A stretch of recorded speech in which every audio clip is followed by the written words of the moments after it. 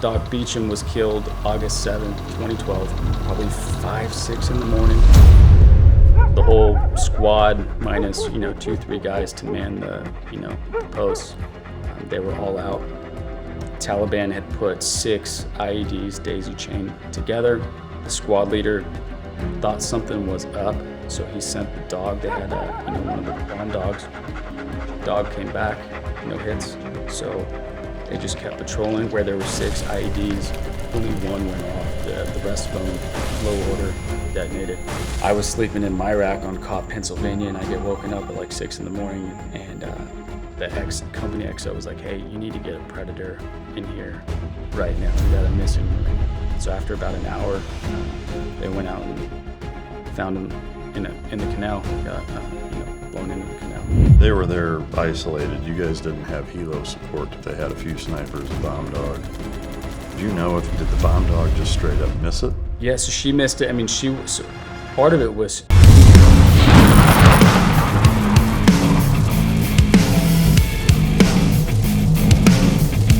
Team Dog, premium meals designed to keep your dog healthy, happy, and strong, to improve digestion, boost energy, and support a shiny coat. Non-GMO ingredients. No fillers, no gluten, no corn, no seed oils, and no soy. Just pure, high-quality ingredients to fuel your dog's best life. It was crafted by experts made for your dog, Navy SEAL K-9 trainer, and nutritionists. Team Dog Food, where no piece goes to waste. All right, guys, just wrapped up a 3-hour show with Matthew Brunnemann, who is a U.S. Marine Corps on-the-ground intel guy in the Helmand Province during some pretty battle-contested years in the Afghan War. He also wrote a book called War Business, which talks a lot about not just his time there and the stories from the unit that he was with, but also kind of the broader picture of the lack of compatibility between our culture and a lot of the societies that we find ourselves fighting wars against. Very fascinating look. Also talks about his thesis for his master's in Homeland Security about a 72-hour potential terrorist attack here in the United States. And just an overall fascinating discussion that I think you guys will get a lot out of. I hope you enjoy it, and we will see you guys in there. Ladies and gentlemen, as always, it's both an honor and a pleasure to welcome my next guest to the podcast. He's a former Marine intelligence chief at Bravo Company, 1st Battalion, 1st Marine Regiment. He spent more than 500 days in a 2-year period in the Helmand Province. He's a recipient of a Purple Heart, a Navy Unit Commendation Medal, Navy and Marine Corps Achievement Medal, and a number of other commendations. He's the author of War Business, The Hired Guns of Helmand Province, which is recently #1 in Marine Biography and #5 on Afghan war history on Amazon. Ladies and gentlemen, welcome to the stage, Matt Brunnemann. Thank you for having me. Thanks for coming. All the way out from California. I know it's been a little crazy out there lately, but I appreciate you taking the time to sit down and share your story. I mean, from doing the prep and research, the amount of things that you've been through in such a hotbed area in the Afghan, entirety of the Afghan war. That's kind of the heart of where you hear so many really, really crazy combat stories. And, to be able to get your take, especially from the intel side and a lot of the things that you guys were doing operationally is both fascinating and I'm really looking forward to hearing you tell your story. What's the last full book that you've read? Technically, it's PJ Funny Bunny, reading that to my kids, but what you're asking about is from C.S. Lewis, The Screwtape Letters. Really? Yeah. I have that book, but I haven't read it yet. Is there a takeaway from it that stands out for you? I was really interested in his the way the demon is trying to coach about how to approach people who go to war and how to tempt them. It was pretty interesting to think, when the demon was talking about how we can get the guys who are extra patriotic and how we can start pulling on those patriotic heartstrings and moral strings to tempt them and to do things they otherwise wouldn't do. Yeah. Have you read his Mere Christianity? Sure have. I assume you're a man of faith? I sure am. Yeah. Catholic. Yeah. To me, what's really neat is the resurgence of his work recently. I think he's got like seven books that are considered classics, if I'm not mistaken. But hearing the backstory specifically on Mere Christianity and the context with which that was derived from, the motivational speeches for British air wings that were almost guaranteed not to return. Like, what a daunting task to try to talk to those guys right before they go out. And so, to me, what I love is the rawness of where it came from, coupled with how conversational it is. I think it's, whether you know nothing about Christianity or you're a theology major, I think there's so many good points in there, and just kind of an angle that you rarely see in such a digestible form. But yeah, it's easy enough.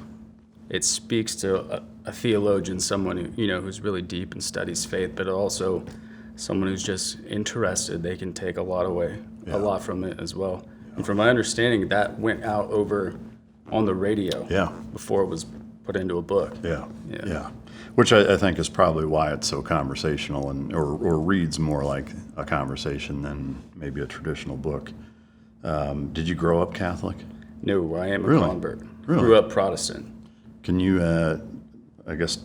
tell me how that happened? My wife is Catholic. Yeah. So she's cradle Catholic. She's born and raised Catholic.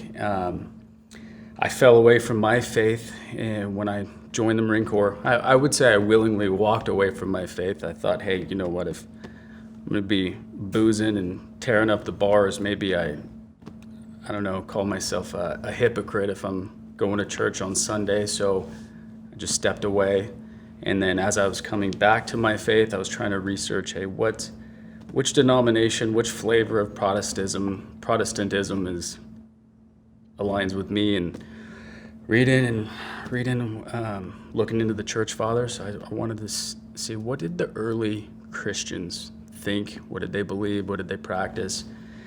And I read and walked my way into the Catholic Church. Yeah, which probably didn't make your wife unhappy, right? No, it definitely made her super happy. And for sure. I mean, bless her heart, I was pretty harsh, with me being a Protestant and her being Catholic, and saying all the negative things that people just commonly say about Catholic. And I don't know, she put up with that and a lot of other stuff, but she put up with that. So and then she ended up winning out at the end. Yeah.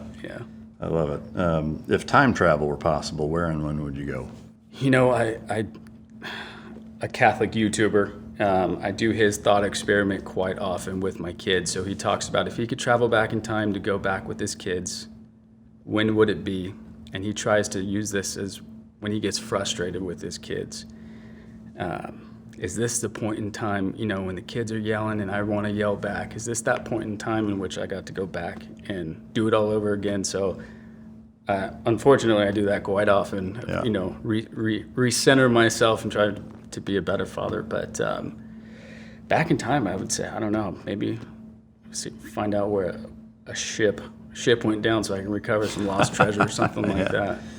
Yeah, I hear you. The possibilities are endless. It's a tough question because there's so many times that I think would be fascinating. For me, I would really love to just go back and witness Jesus. Maybe the Sermon on the Mount, or just be around him and see, like from a, not to sound cheesy, but almost like from a vibe standpoint, like just see what kind of guy he was. I don't know that I would want to witness the crucifixion, because I don't have any doubt that it happened. I think there's part of that that's important to just be on board with without having to prove it. However, just a lot of that period I would have loved to have witnessed for sure. But sometimes I go back and think about, would it have been easier to have faith if I witnessed the resurrection or all the sermons? But I probably just would have been set on fire being in his presence. So well, I think by default, I think you'd have to. I mean, to witness something that extraordinary firsthand and not believe it, I think is probably not likely. But again, I think that's kind of the whole point of Christianity is having faith in it, irrespective of being able to irrefutably prove it, because it's like To me, it's no different than, say, a relationship. It's like to have such concrete proof that you're almost making people believe it. Well, that's not really that faithful then, It's almost like having faith in gravity. It's like, well, it's pretty easy to prove gravity, so believing in it doesn't really mean a whole lot. Right. Not to turn this into a theology podcast, but what was your favorite thing to do growing up? Just hanging out with my older brothers. I have one older brother that's 10 years older than me, and then another one that's 7 years older, and I just grew up idolizing them, thinking they were freaking awesome, so just hanging out with them, and I just thought they were so cool. I mean, there's a reoccurring story that I tell quite often. My older brothers, we were out on a soccer trip, I think somewhere near Vegas. They were playing soccer, and I don't know, I was probably 7, and they pantsed me in the pool, and then they went and put my swim trunks on a cactus, and I had to get out, but still, I loved hanging out with my brothers. Yeah. Do you still have a good relationship with them? Or? Yeah, with both of them, all my siblings. The brother that's 7 years older than me, he's been in the Air Force for 25 years now, so I don't see him often. I was just with him a few months ago in D.C., but my other brother, he's, 45 minutes from where I live, so that's cool. We see each other pretty often. That's nice. Where did you grow up? In California? Or? Fresno, California. Yeah. The No, as they call it, right? Does anybody actually still call it that? I don't know. It's kind of like when people say Frisco, and people in Frisco say, don't say that. Yeah. More of a San Fran is the way people from there call it, right? What was your childhood like, generally speaking? I'd say it's pretty typical of reasons why veterans or people join the military. I don't want to rip off old wounds. I have great relationships with my parents and whatnot, but I had to work towards that. Yeah. Personally, I had to work towards restoring that. But yeah, all the typical stuff of why most dudes join the military. Do you mind digging into that a little bit? And let's do it a little bit. Yeah. Well, was there one or a few things that stand out as being the most difficult to move past and work through to restore the relationship with them?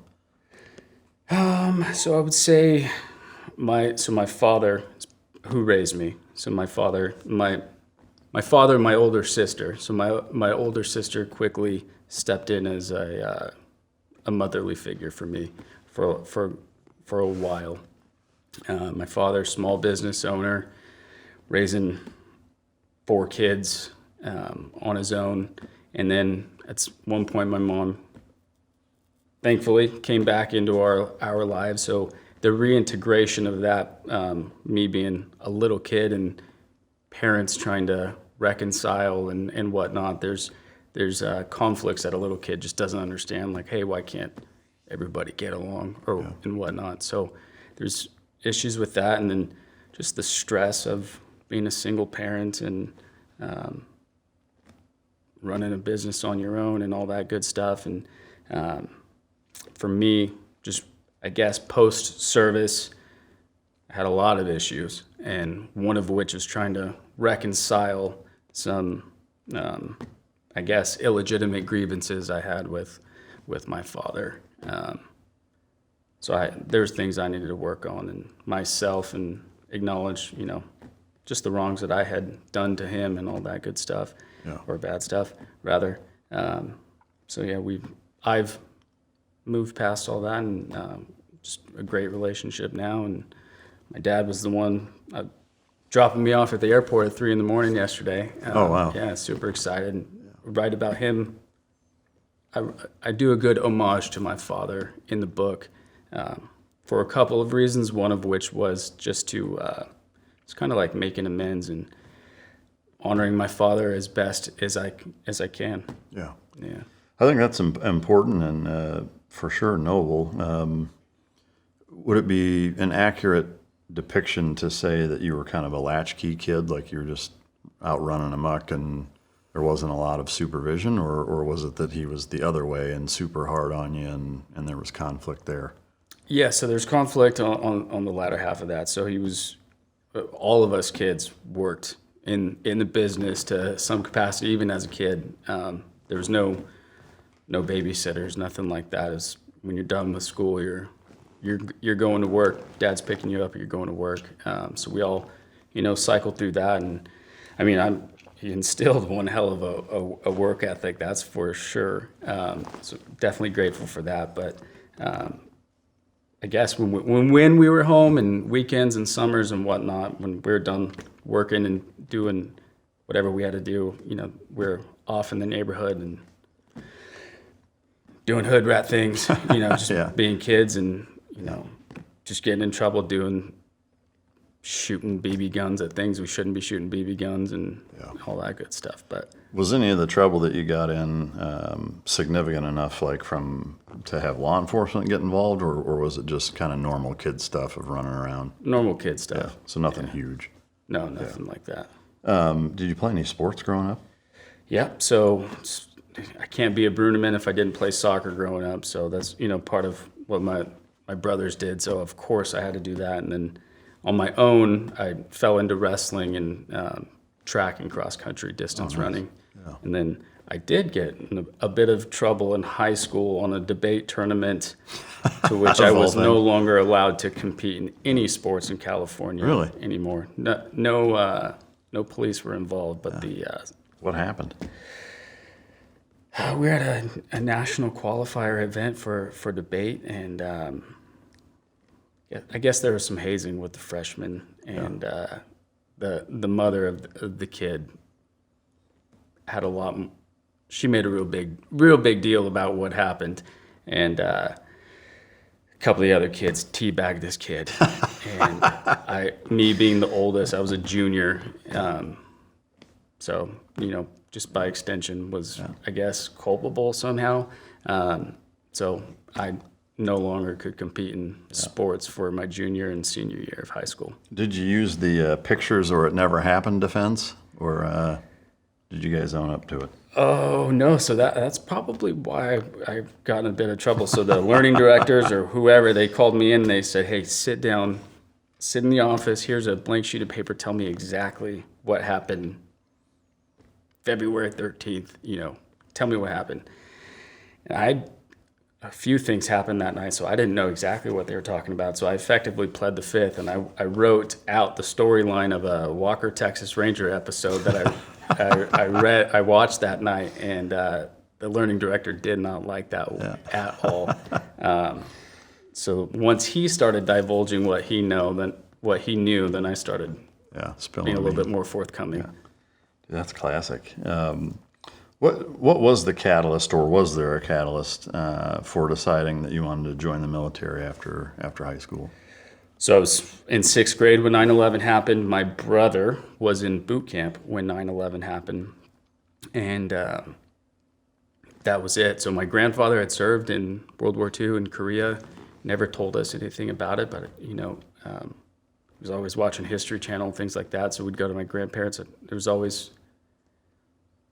military stuff going on there. And then when my brother was in boot camp, 9/11 happened, he went to Qatar, Saudi Arabia. He deployed, he spent a couple of years on deployments in the initial time of the war. And then just me fucking off in high school, and I think I only got a 2.0 GPA because George Bush's No Child Left Behind Act. So there weren't too many options for me as far as college. So in my senior year, I didn't do the homework I needed to for my first period technology class, and found out that the recruiters were doing the ASVAB in the cafeteria. So I figured, let me just go do the ASVAB so I can get a couple extra days to get this homework assignment done. So I walked in, and there's a couple of recruiters there. They're all in their camis, but one guy was wearing Marine Corps dress blues, and he got me. Yeah. I called him.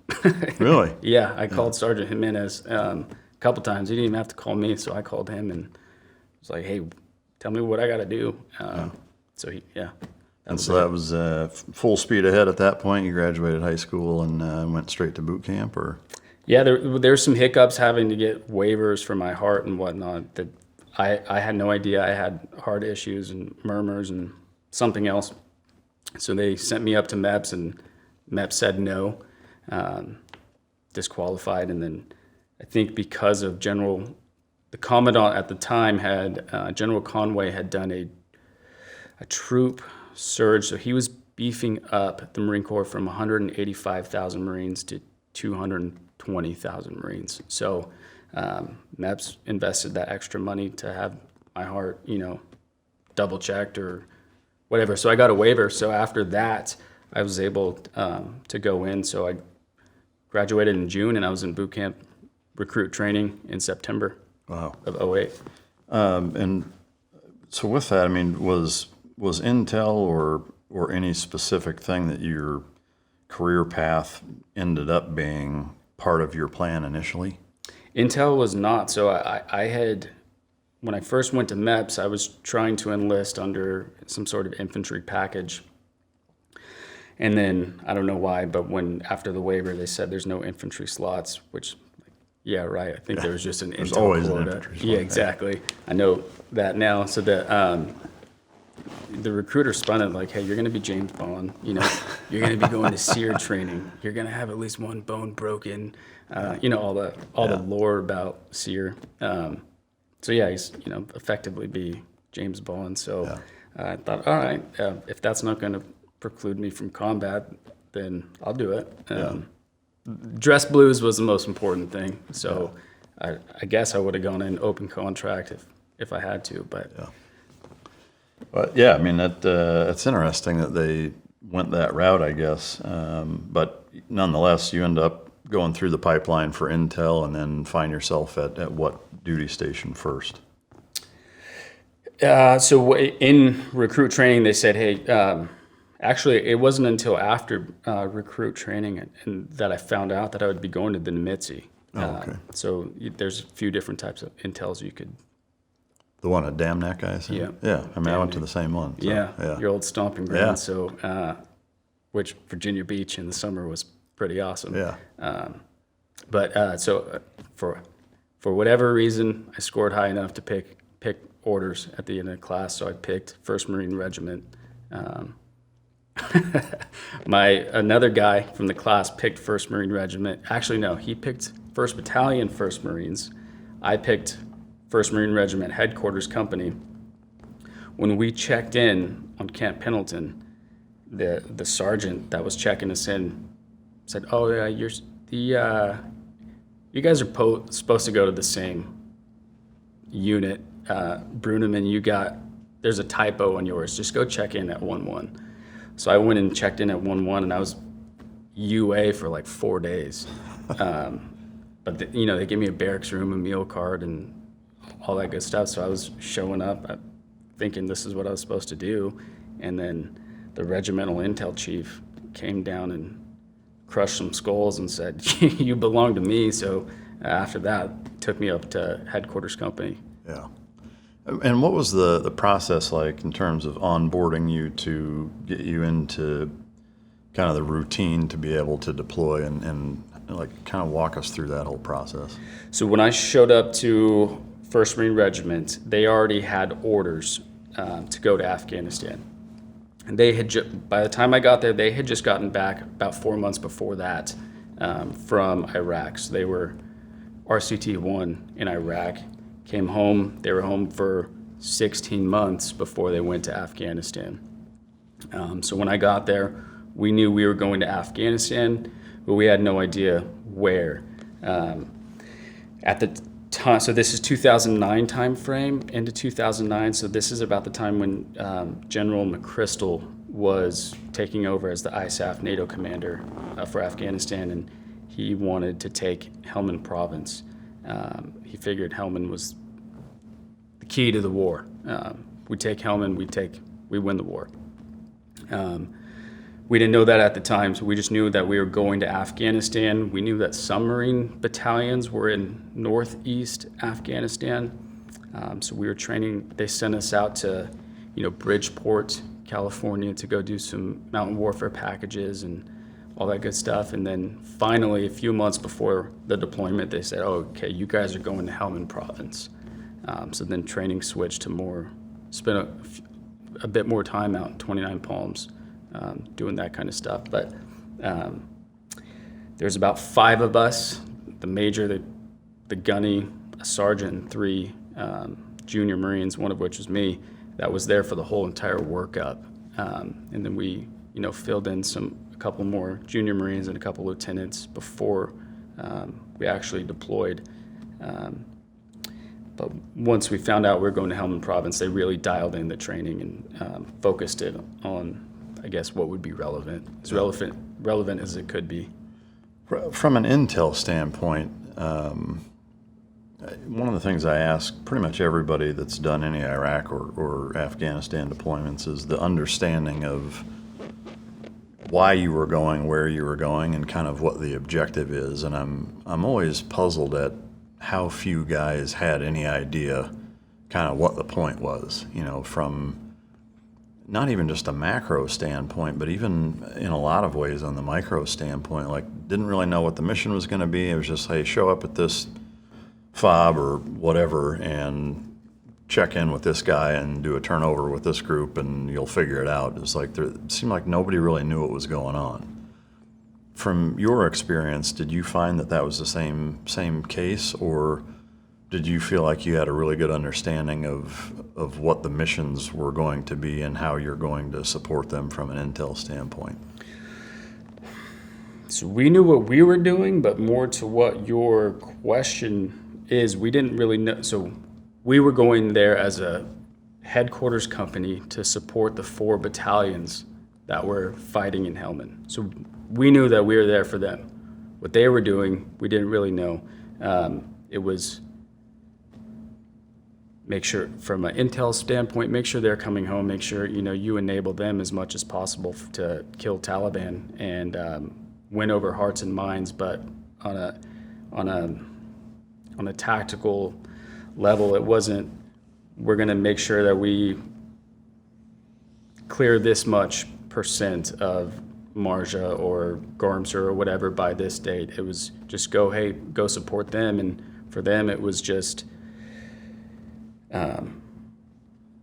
for those battalions, it was just come home, stay alive. So like with the guys in Marja and Gormser in particular, these guys were fighting out of 10 by 10 wooden structures with sandbags and, chicken wire in the front so grenades wouldn't be dropped in.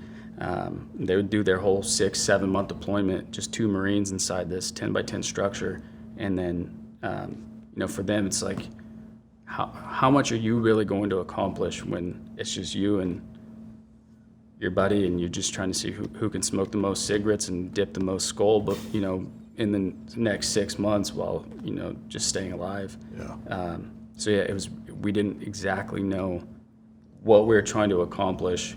All we knew was General McChrystal had said, we need to take Helmand Province, we need to get rid of all of the poppy. And then right before we deployed, President Obama had said, we're going to troop withdrawal by 2011, 2012. So when we got there, the Marine Corps was pissed off because it was all of the locals know that we're leaving in 2 years. So we can't win hearts and minds. That's not going to happen. If they help us, they know they're going to face retribution. So it was just kill Taliban, come home. Yeah. So in that same realm, I mean, like from an intelligence standpoint, can you walk the listener and viewer through like what your job is? Like what are you looking for? What things are you taking into consideration? What is your job in terms of what to find, where to find it, how to find it, and then ultimately what's important to communicate to the guys on the ground? Yeah, so my first deployment and second deployment were very different from each other. But just from an intel perspective, you're trying to answer all of the commander's priority information requirements. So the commander's going to make decisions on the battlefield. He wants to know how to wield his fighting force. And so from the intel perspective, you're giving the enemy's side of that equation. So knowing how they fight, enemy commanders, their force structure, how many of them are in each cells, where are the IEDs being made, where are the rat lines to smuggle in HME or det cord, things like that. So on my first deployment, we were supporting the battalions. So the battalions are really getting in on the granular level, looking at, we need this compound, we need to find out where this commander lives, things like that. So because we were at the regimental level, we were plugged into the theater level assets. So a lot of signals intel, a lot of things like that they didn't have, like the TS equipment to request certain targeting packages, things like that. So we would answer those requests for the intel guys on the ground, distill it from TS down to secret, which is what they had access to. So we were supporting them that way. On my second deployment, I was the dude on the ground. I was the intel guy on the ground. So it was developing sources, not in a human way. I was not a human Marine, so I couldn't actually call them a source, but some guy in Afghan who would reliably tell me where Taliban are bedding down or, smuggling routes or what compounds, they're using. So it was, nightly, every couple of nights, me and the company commander would talk about, what he's trying to do and what he needs to know to get, this next week's operations done.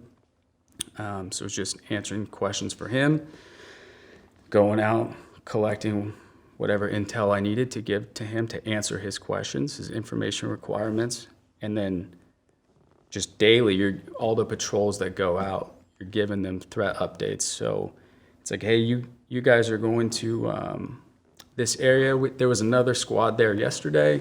This is what happened. So you're just giving them threat updates, and then on the flip side, you're taking that information back from them when they get back, and then so I can build my picture to brief the next guys, but also we're logging patrol routes to patrolling over the same spot twice is bad news. So maybe a squad from this platoon doesn't really talk to a squad from another platoon, so they want to make sure that they have a fresh history of patrol routes, to making sure that they're not going to walk into an IED complex attack, things like that. On the ground level, like second deployment level, it's a lot of I would say it was a lot of detective work. Just whatever was popping up that day, that week, you're just really focusing on that to help the Marines at that time figure out what they were going to do that day or the next week. Yeah. I guess between both deployments, or just generally speaking from an intel standpoint, did you find that the most common source that you were getting intel from was signals intelligence? First deployment, yes. All right, guys, let me level with you here. If there's one thing that I do know, it's that showing up matters. For your family, your teammates, your business, and your country. But a while back, I hit a wall. My nights were wrecked, I was tossing, turning, no real deep sleep, and my days were even worse. That's when I found Beam's Dream Powder. Beam is proudly founded in America and run by people who share our values: hard work, integrity, and delivering results. When I found Dream, everything changed. I started sleeping through the night without tossing and turning, and I woke up energized, not groggy. It's been an absolute game changer for me. Now here's what's inside. A powerful blend of reishi, magnesium, L-theanine, apigenin, and melatonin. It's designed to help you fall asleep, stay asleep, and wake up ready to perform. No next day fog, no shortcuts, no junk, just results. And it tastes damn good. It's become part of my nightly routine. I put Beam's Dream Powder to the test, and the first night was lights out in minutes. A week in, and I had sharper focus, more patience at home, and the energy to attack the day instead of limping through it. Now here's the deal.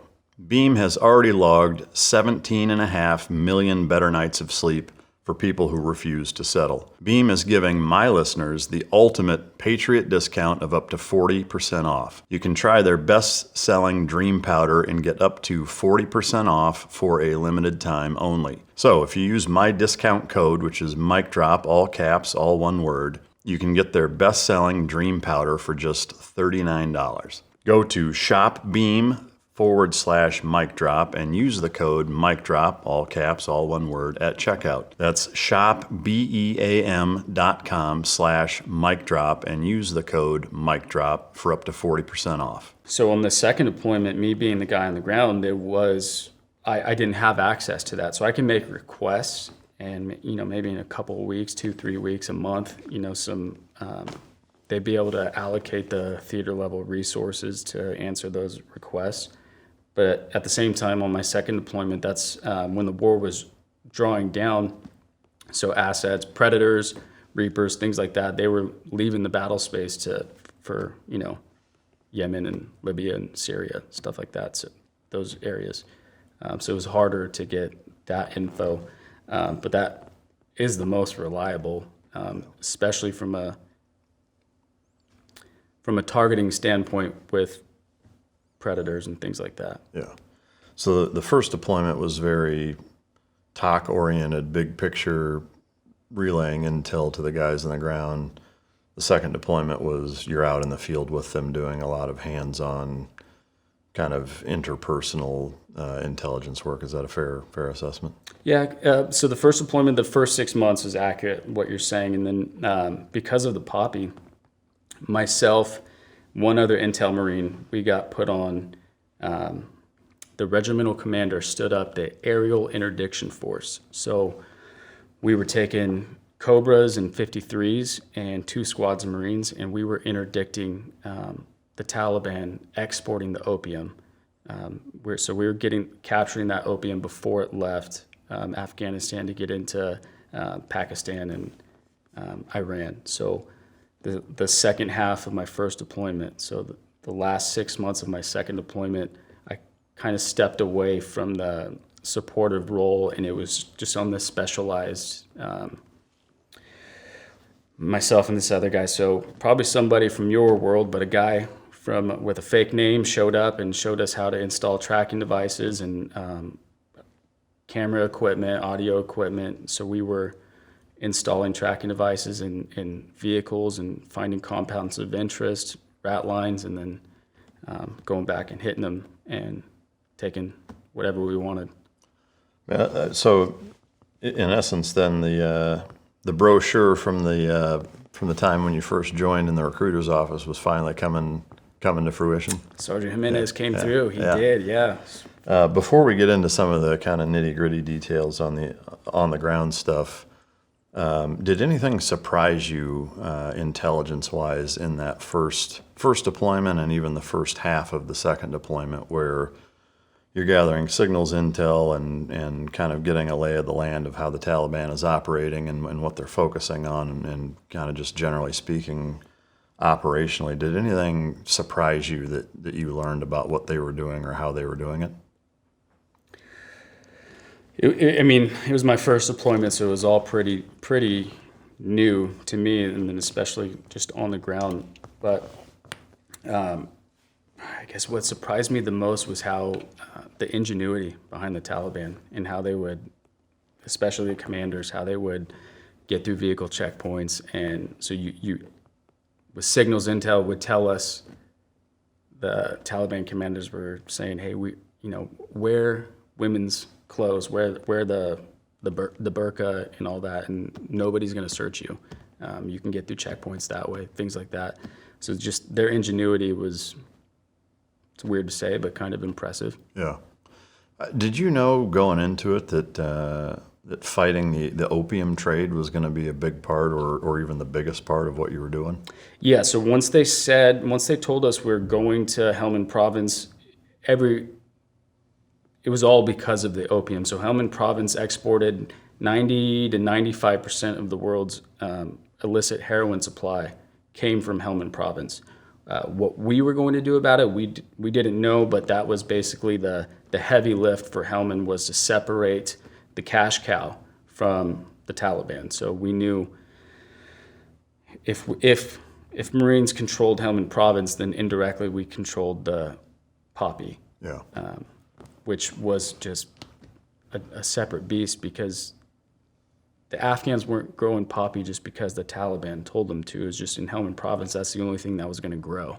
It was either going to be poppy, cotton or pomegranates, and one of them makes a lot of money and the other two don't. Yeah.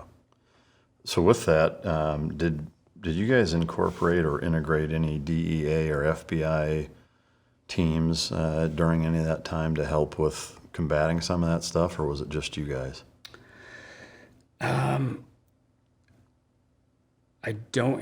Yes, DEA was out there. So I was on Camp Dwyer. There were some ODA teams out there. There was DEA, some other guys out there in their own secluded parts of Camp Dwyer. There were a few. Actually, every time that we brought opium back from our exploits, we would hand it over to civilians. And one of the times we caught a few Taliban commanders. We're checking them into the detainee facility, and one of the civilians came up to us and said, "You didn't catch these guys. Don't let them go." So we figured, these guys are. There's some other people out here working, and we're kind of either interfering or getting in the middle of that. So I thought it was pretty cool that we were, that close to some high level stuff. Wish I could talk about it more, but. I mean, I know you're limited as to what you can say, but can I ask, is that to imply that the guys you rounded up were like CI type informants that were working, that were Afghan nationals, or that they were plants from our side that you shouldn't have rounded up and they needed to get pushed back in? Or can you not say? I'll give you another anecdote and you can put two and two together. Different guy that we had brought back. Myself and the other intel guy, we were trying to exploit this guy's vehicle, and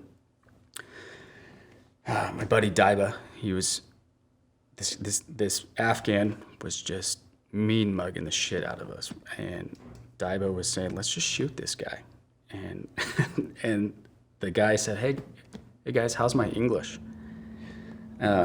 Perfect English, and Daiba asked him, said, "Where'd you pick this up?" He said, "I don't know, Florida."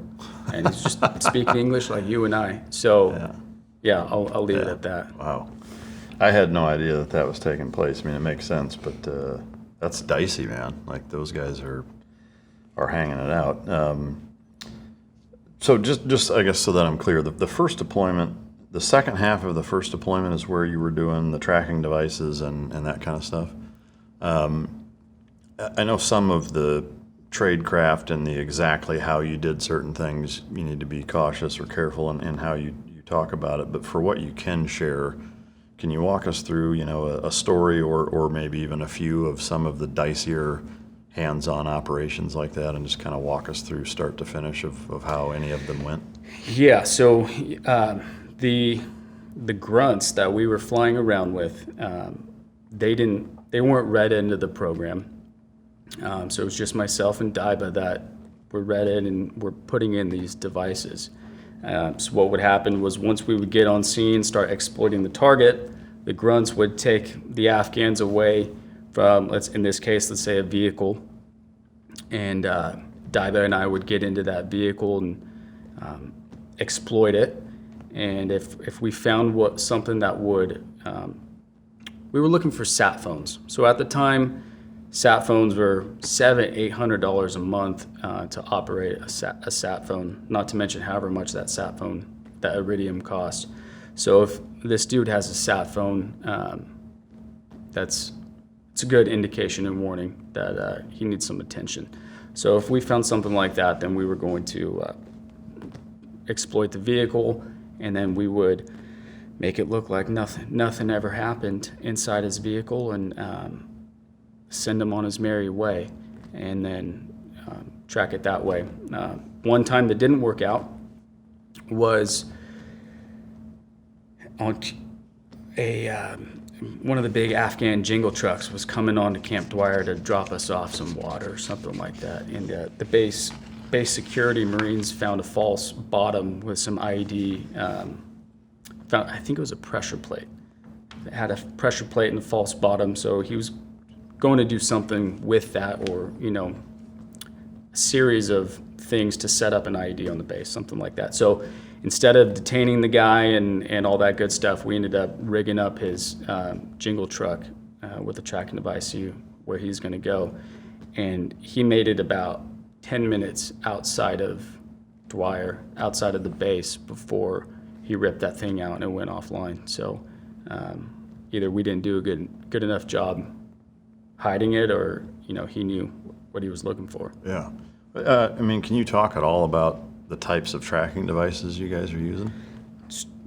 Stuff from Radio Shack. So we Really? got about $4 million worth of devices. So that we had some that were, directional. So you'd have to have directional finding. So you'd have to be able to point Like line of sight? Yep. Yeah. You have to be able to point and find it. But what we were actually using for these vehicles were GPS. So we hot wire them into the car. So anytime the car was on, that thing had power. So we never had to worry about battery life. I'll get into a battery operation soon, but we never had to worry about a battery life if we hot wired it in, put it into the ignition. So we mostly use the GPS for those. One of the battery operations was we rigged up a SAPI plate, so one of the bulletproof plates, and so I went to the CASH, the Combat Support Hospital there, and got some like a cast if you're going to break your arm, and they wrap up your cast. So we took some styrofoam and put in one of the tracking devices and battery pack, and then made a fake SAPI plate, and we staged a gunfight with some goat blood and what do you call it?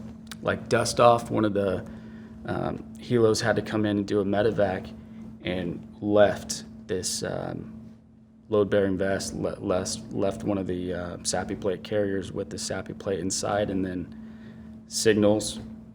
Somebody was super happy to find this and go give it to his commander as like a, Trophy or whatever. yeah, as a battlefield trophy, and then that was exploited. Yeah.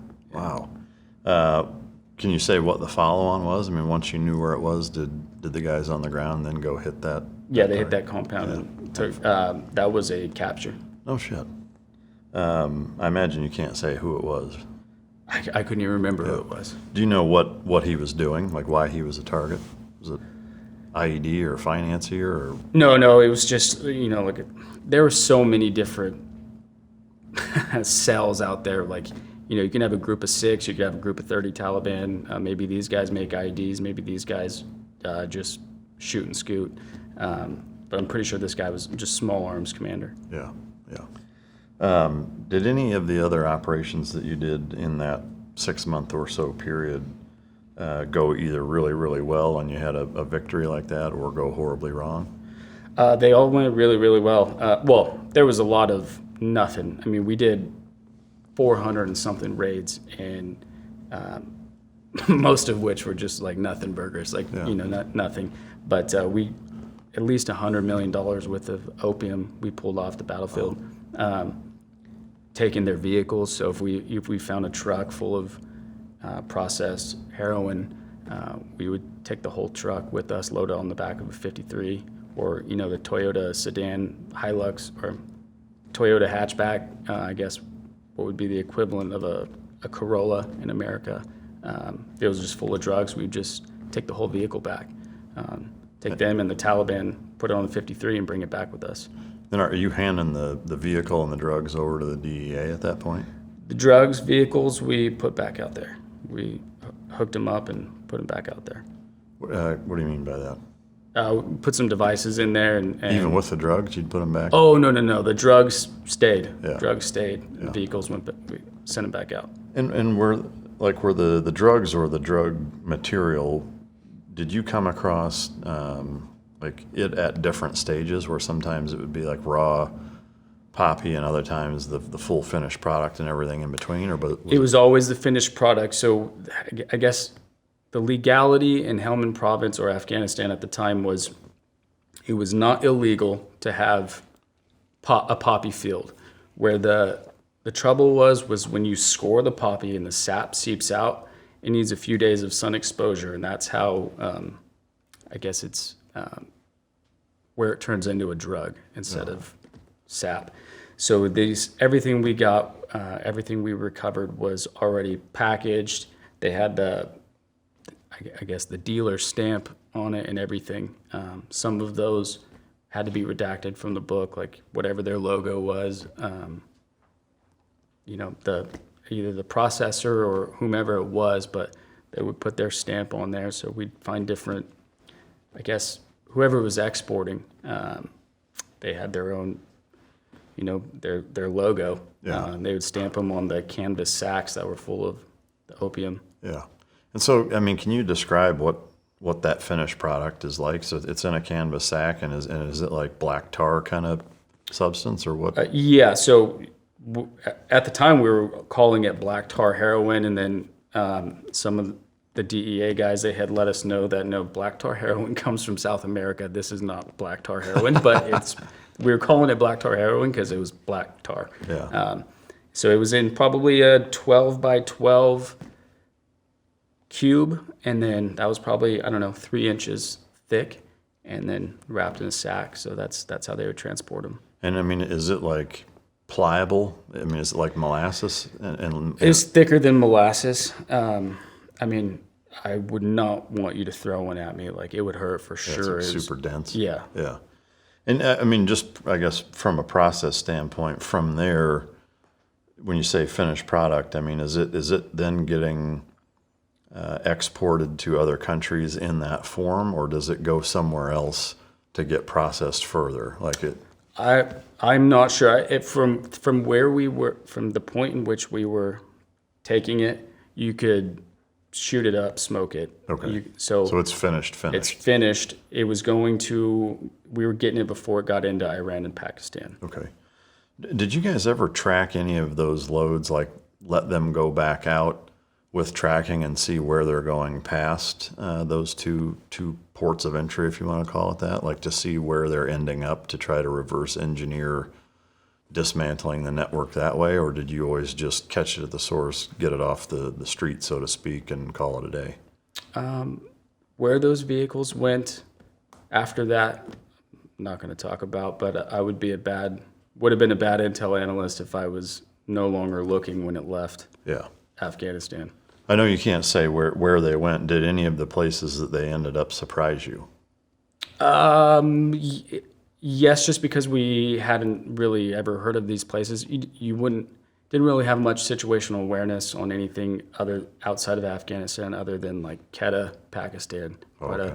So that wasn't surprising, but everywhere else it was just, I had no idea that was a city or things like that. It was just out of my essay. Yeah. Were any of them ever smuggled by air at all, like in any type of civilian air platforms, or in any way other than by vehicle? No. So, well, I don't think so. The way we were being triggered to go out and recover, because we weren't just recovering if they had a device in there. There was a specific trigger we were looking for, all of which was being detected if they were in a vehicle. So, we're looking just for vehicles moving really fast. Yeah. Did you guys ever track any of the product past its initial kind of first stop to see, like, if it's getting into Europe or into Australia or like? No. Never that far. Not at my level. Yeah.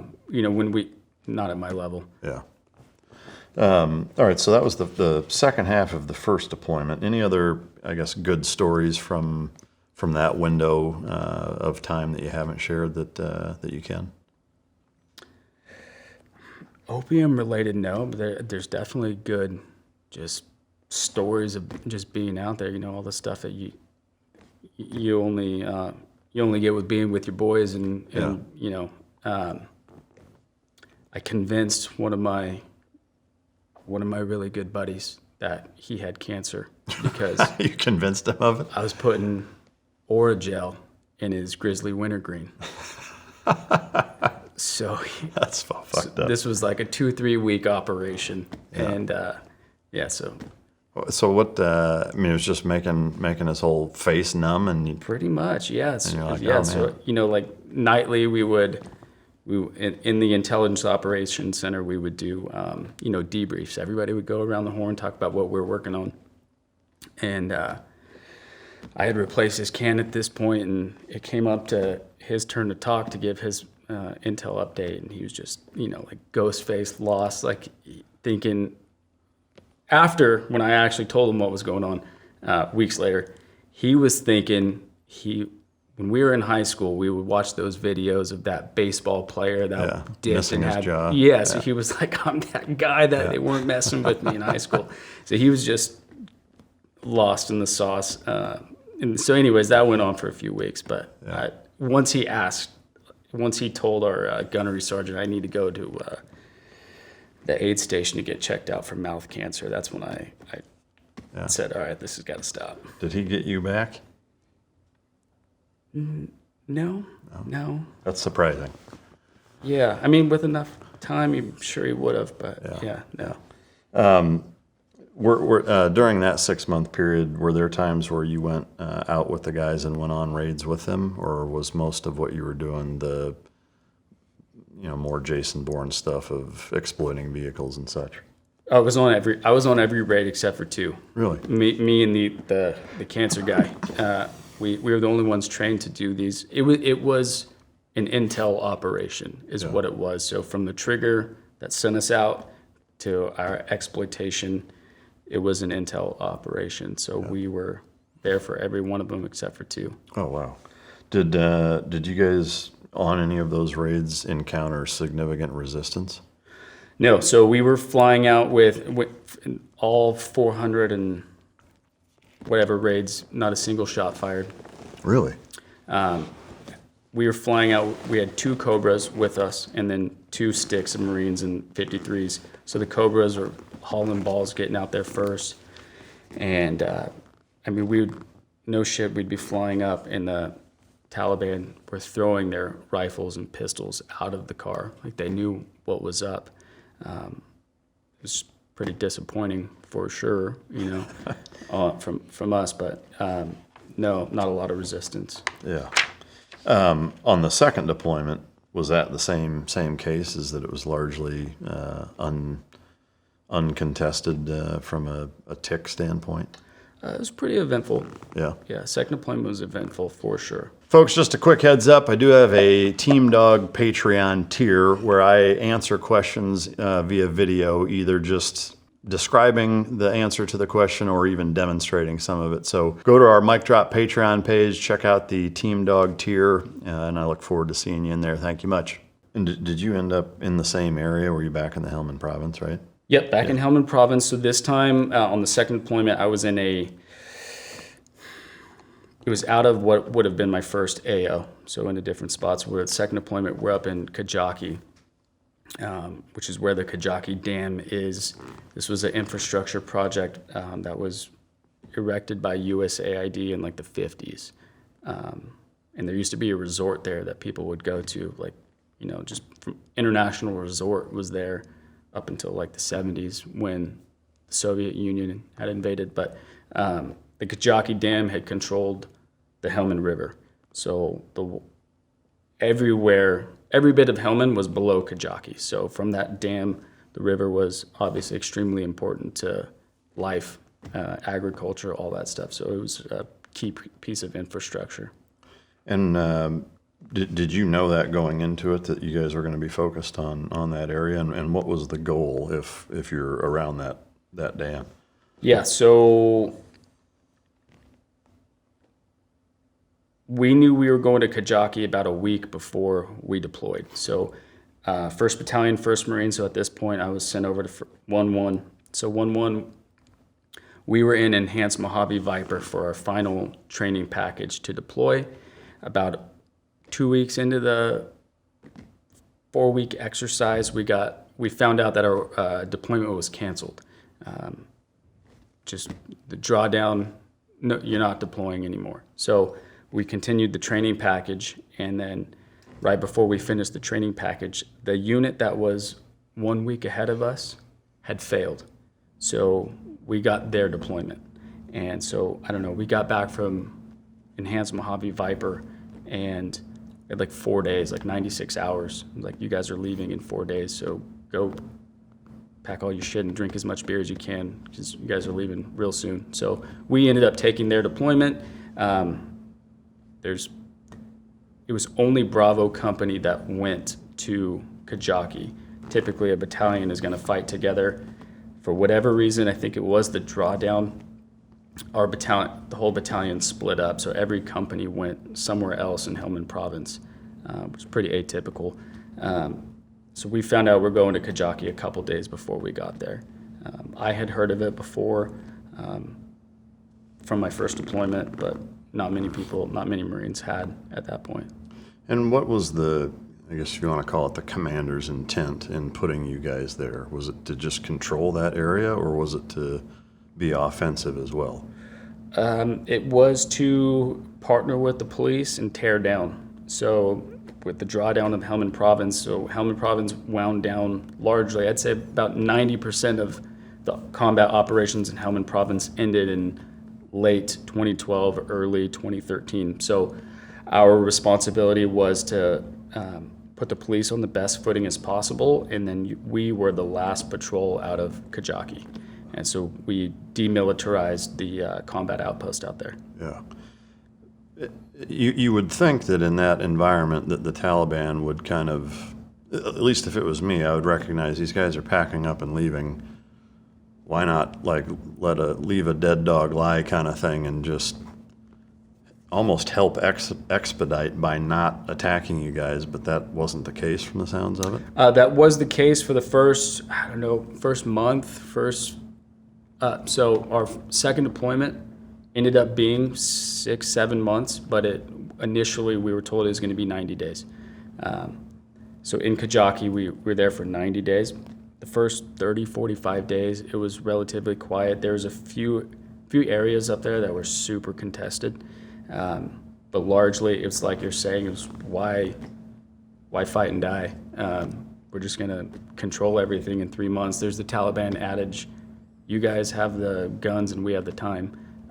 So a lot of it was just let the Marines do what they're going to do. And what turned things up was our op tempo when one of the corpsmen was killed, and then the police out there. The police kind of took the opposite of what you're saying, and they were like, oh shit, if you guys are leaving, we need to kill as many of these guys as possible. Before you go.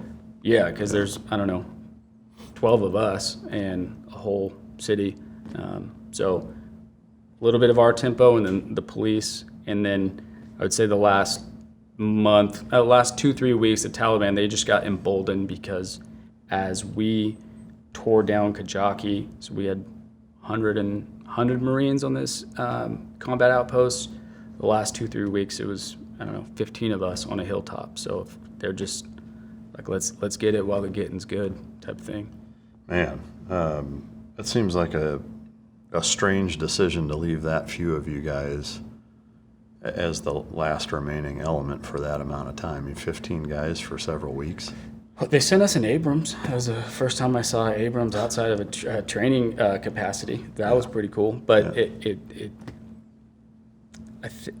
I'm being as charitable as possible. I think just with the drawdown, powers that CENTCOM and whatnot, I think our company commander for sure, but even our battalion commander was just trying to make the best out of a situation that they had no say in anyways. It wasn't our deployment. We weren't going to go to Kajaki. We're winding down.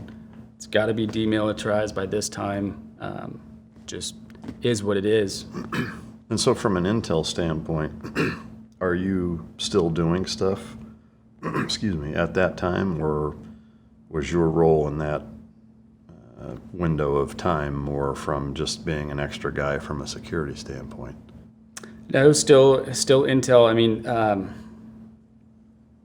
I would like to say I was an extra gun. That's why they kept me there. But the company commander he really valued intelligence, and then I would do the shuras and talk to elders. So I had relationships with the elders, the police chief. So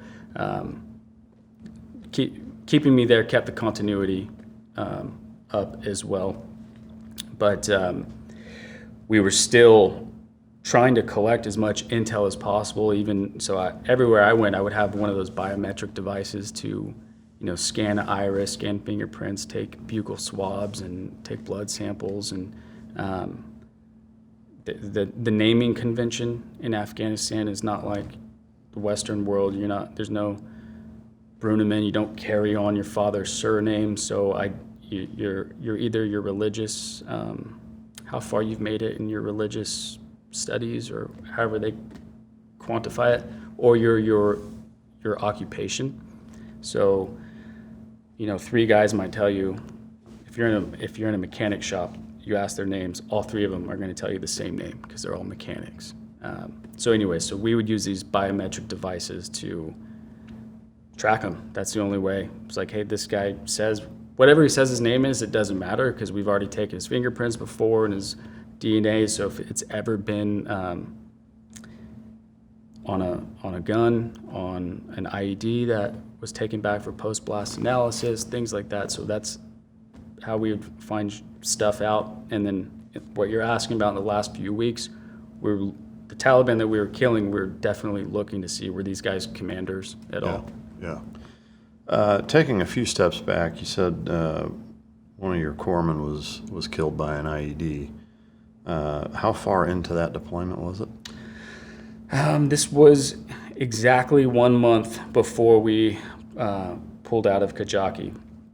So in this particular patrol base, this was a couple miles away from our combat outpost. It was 1 squad of Marines living out there. This was at least 1 gunfight every day for them. It was just intense the entire time for them.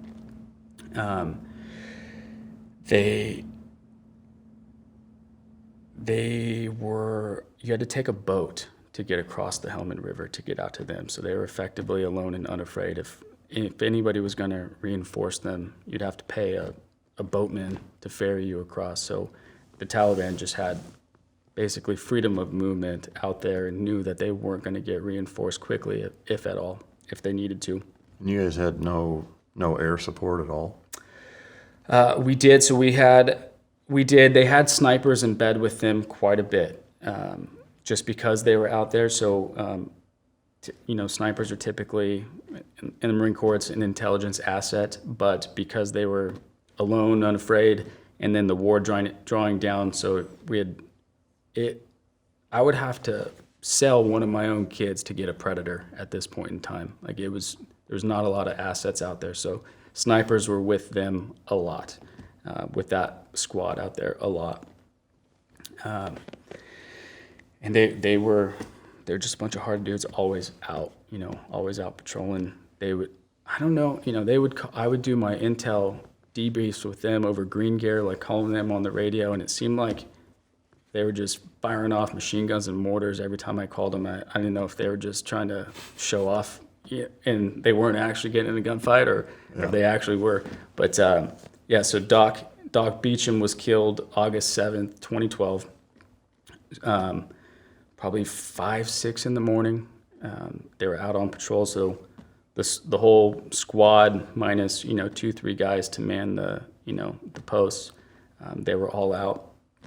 It ended up being a complex IED attack. So they had Taliban had put 6 IEDs daisy chain together. The squad leader thought something was up, so he sent the dog. They had one of the bomb dogs. They sent the dog up to the danger area that they suspected something was wrong. The dog came back, no hits. So they just kept patrolling. So where there were 6 IEDs, only 1 went off. The rest of them, low order, detonated.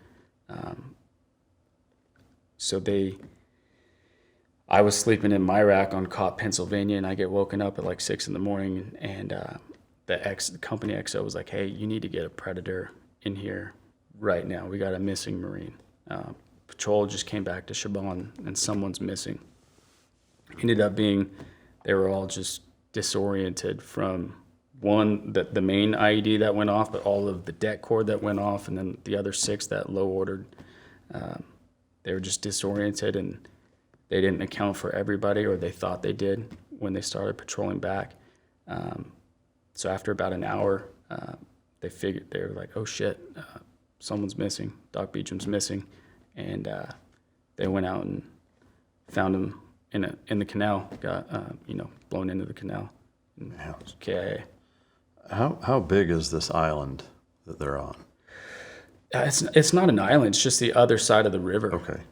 So they were there isolated. You guys didn't have helo support to be able to go back and forth. You had to pay a local to ferry you back and forth. They had a few snipers, a bomb dog.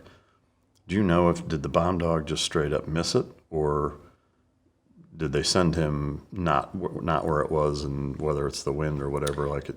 Yeah, so she missed it. I mean, part of it was she had found IEDs all deployment, so there was a lot of trust, and but she had also was worked through, like, I'm sure you've seen dogs with PTSD. Oh yeah. So she was worked through by that point. So just with the trust and confidence, she didn't hit on it. It was the footpath that it was on. There was nowhere else for her to, walk up other than where that would have been. Yeah. So she came back and nothing was reported. So they kept pushing. Do you know if was it command detonated or pressure plated or? They were pressure plated. Okay. There were some. We had an aerostat on our base, which is one of those blimps that are 150, 250 feet up in the air. You can see pretty far. The aerostat contractors, we had 2 of them. The aerostat contractors, when I was doing my investigation of the event, they had seen a few guys that were stalking the patrol. So although EOD ruled it as pressure plate, there were some dudes stalking. A lot of times you have multiple initiation systems. Yeah. It's heartbreaking. So you guys lose Doc Beecham. They are able to recover him, at least bring him back. I do have a note about squad leader personally apologizing to his parents. Yeah. So that was, so his squad leader, well, because of the drawdown,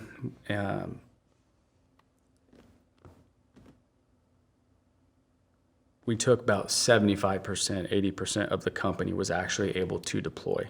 So there's, multiple squads were coalesced into one. So there were 2 squad leaders out there, one of which that was on patrol that day.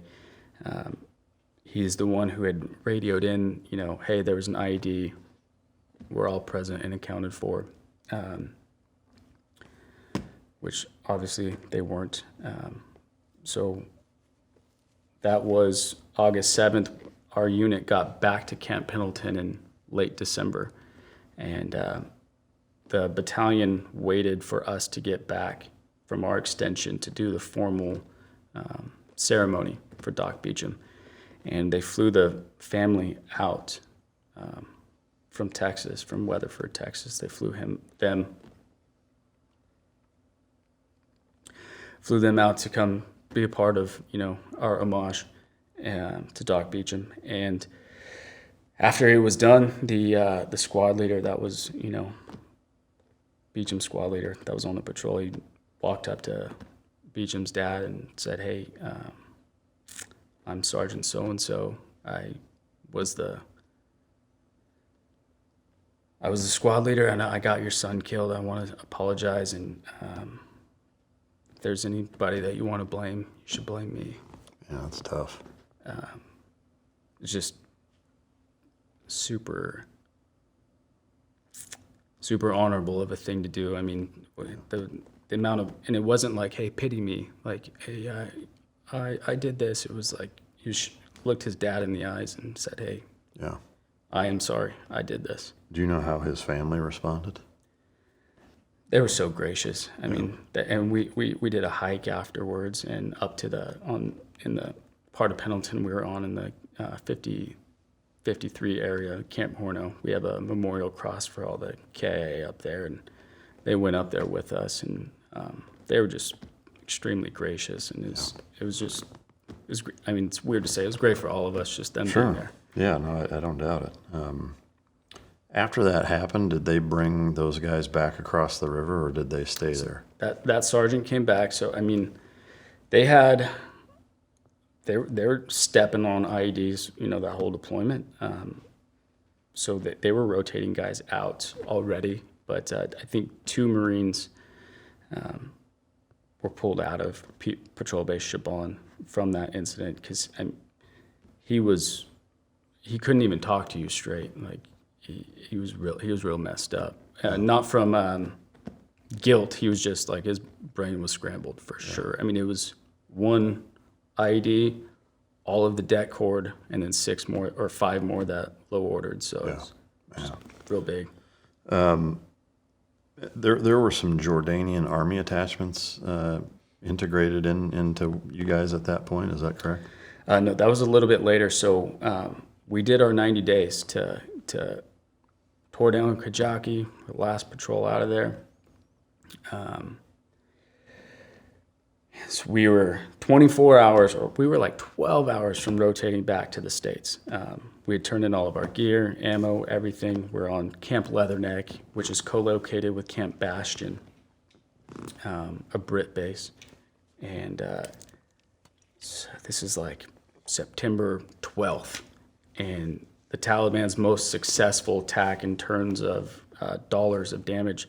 The Taliban had snuck onto this base with 10,000 Marines and British sailors or soldiers and whatever the Brits call themselves. They infiltrated the base. They blew up a couple Harriers, blew up some Cobras, but a lot of vehicles, blew up some, like the fuel depot. So myself and my buddy, a couple of us were in the gym. When we're out in Kajaki, we lost like 20, 30 pounds just from operations and eating garbage food. So we're trying to get the beach bods going again before, we're back in Oceanside. Anyways, we're in the gym, and some female Army military police officer comes in and was like, "You guys need to get out of here. We're under attack. And we didn't believe it because it was like, there's like 10,000 people here. What do you mean we're under attack? But we walk out of the gym, and you just looked like the whole base was on fire. It ended up being the airfield and all the Harriers and the fuel and all that. So because of that attack, out of the 10,000 that were there, Bravo Company, when we were scheduled to leave in the morning, we got extended for another 90-something days. Wow. So that night they're like, okay, Bravo Company, you guys need to go respond. 7 Taliban have infiltrated, and they're on the base. Go find them. And so, Marines are on Bravo Company. Marines are on patrol with no ammo. And then we don't have maps of our own base. Like, we're just transient here. We're just trying to go home. So just so that I'm clear, there are 7 Taliban fighters that are inside the wire. Correct. That they don't know where they're at, and they task you guys to go find them? Correct. And other units may have been tasked out as well. But after like 2 or 3 days of looking for these guys and not finding them, we found out that we're going to be extended for the 90 days. And then only, 80 or 90 of us, of our company, had to extend. So at that point, we push a squad reinforced out to a patrol base outside of this large base. And that's where we were attached with the Jordanians. Okay. Before we get into that, did they ever find the 7 Taliban guys? So they snuck onto the base after attacking it and then just disappeared? Yeah, there's a lot of unknowns about that. How did they get on? There was towers out there. Apparently it was the the personnel on watch was the Tongan military, and they were just putting Ivan targets up as in the towers instead of actually standing posts. So I guess these guys were able to just walk on. I mean, they were shooting RPGs at the Harriers for sure, but everything beyond the physical damage, I don't know what happened. So yeah, they said 7 dudes are on the base.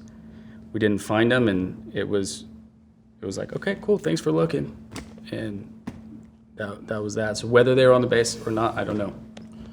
Dude, that seems so half-assed. It's hard to even believe.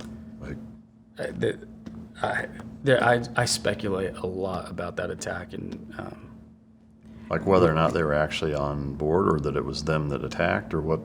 yeah, all of it. This was, Helmand was drawing down. President Obama had said the war is over. We're leaving, and then the largest. It's just very coincidental. The largest attack in terms of dollars occurs, and NATO stays in for another 8 years. And then also, when we were pushed out to that patrol base, we had Wall Street Journal coming out, LA Times coming out, a whole bunch of large publications coming out and talking about how this crazy attack and how the Taliban are not defeated, and how strong their disposition is now to be able to infiltrate such a large base. So I don't know. From an intel standpoint, do you have a theory as to what the truth is? No. Okay, I really, speculate? it's just speculation. But Is there one speculation that you favor more than the rest, I guess? I mean, what do you think happened?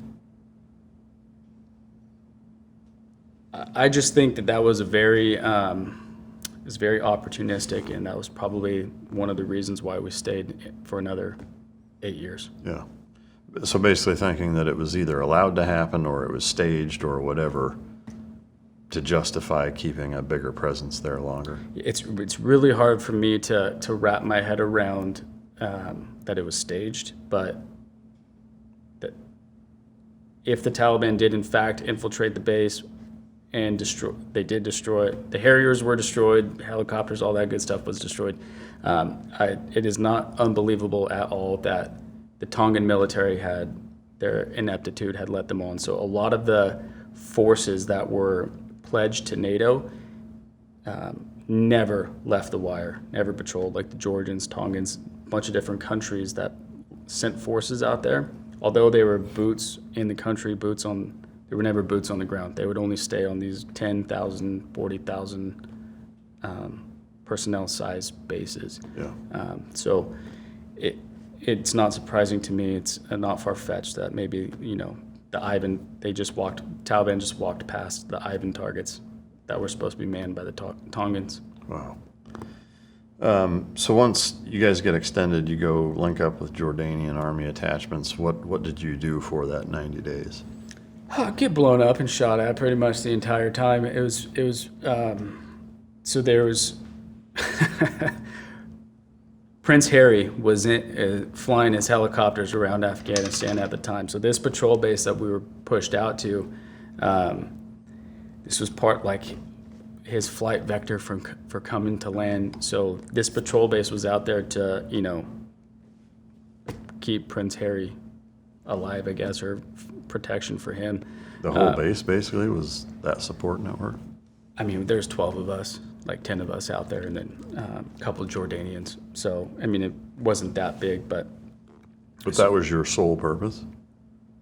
It was, again, like you were asking earlier, what are you going to do out there? It was like, we got to secure this area, and maybe the Taliban who did this attack, maybe they're the Taliban that operate outside this base. So let's just go give them NATO's regards. But for us, we knew, like, hey, we're just being out here extended for 90 days. You can accomplish very little in 90 days. So we're just going to go out here and be bodies till the next unit comes and shows up. So we went out and relieved a squad of artillery Marines that were out there. So from an intel perspective, I knew, like, hey, there's these 2 Taliban commanders we need to kill. But that's about it. It's just... Did you guys manage to find them? No. So they had... there was a sniper out there, which was a lot about him and his locations and where he operated was DOD wants that redacted. So there's a sniper out there that we never got, and I'm assuming he was never ever gotten if they want him redacted. And then there was a very prolific IED maker out there.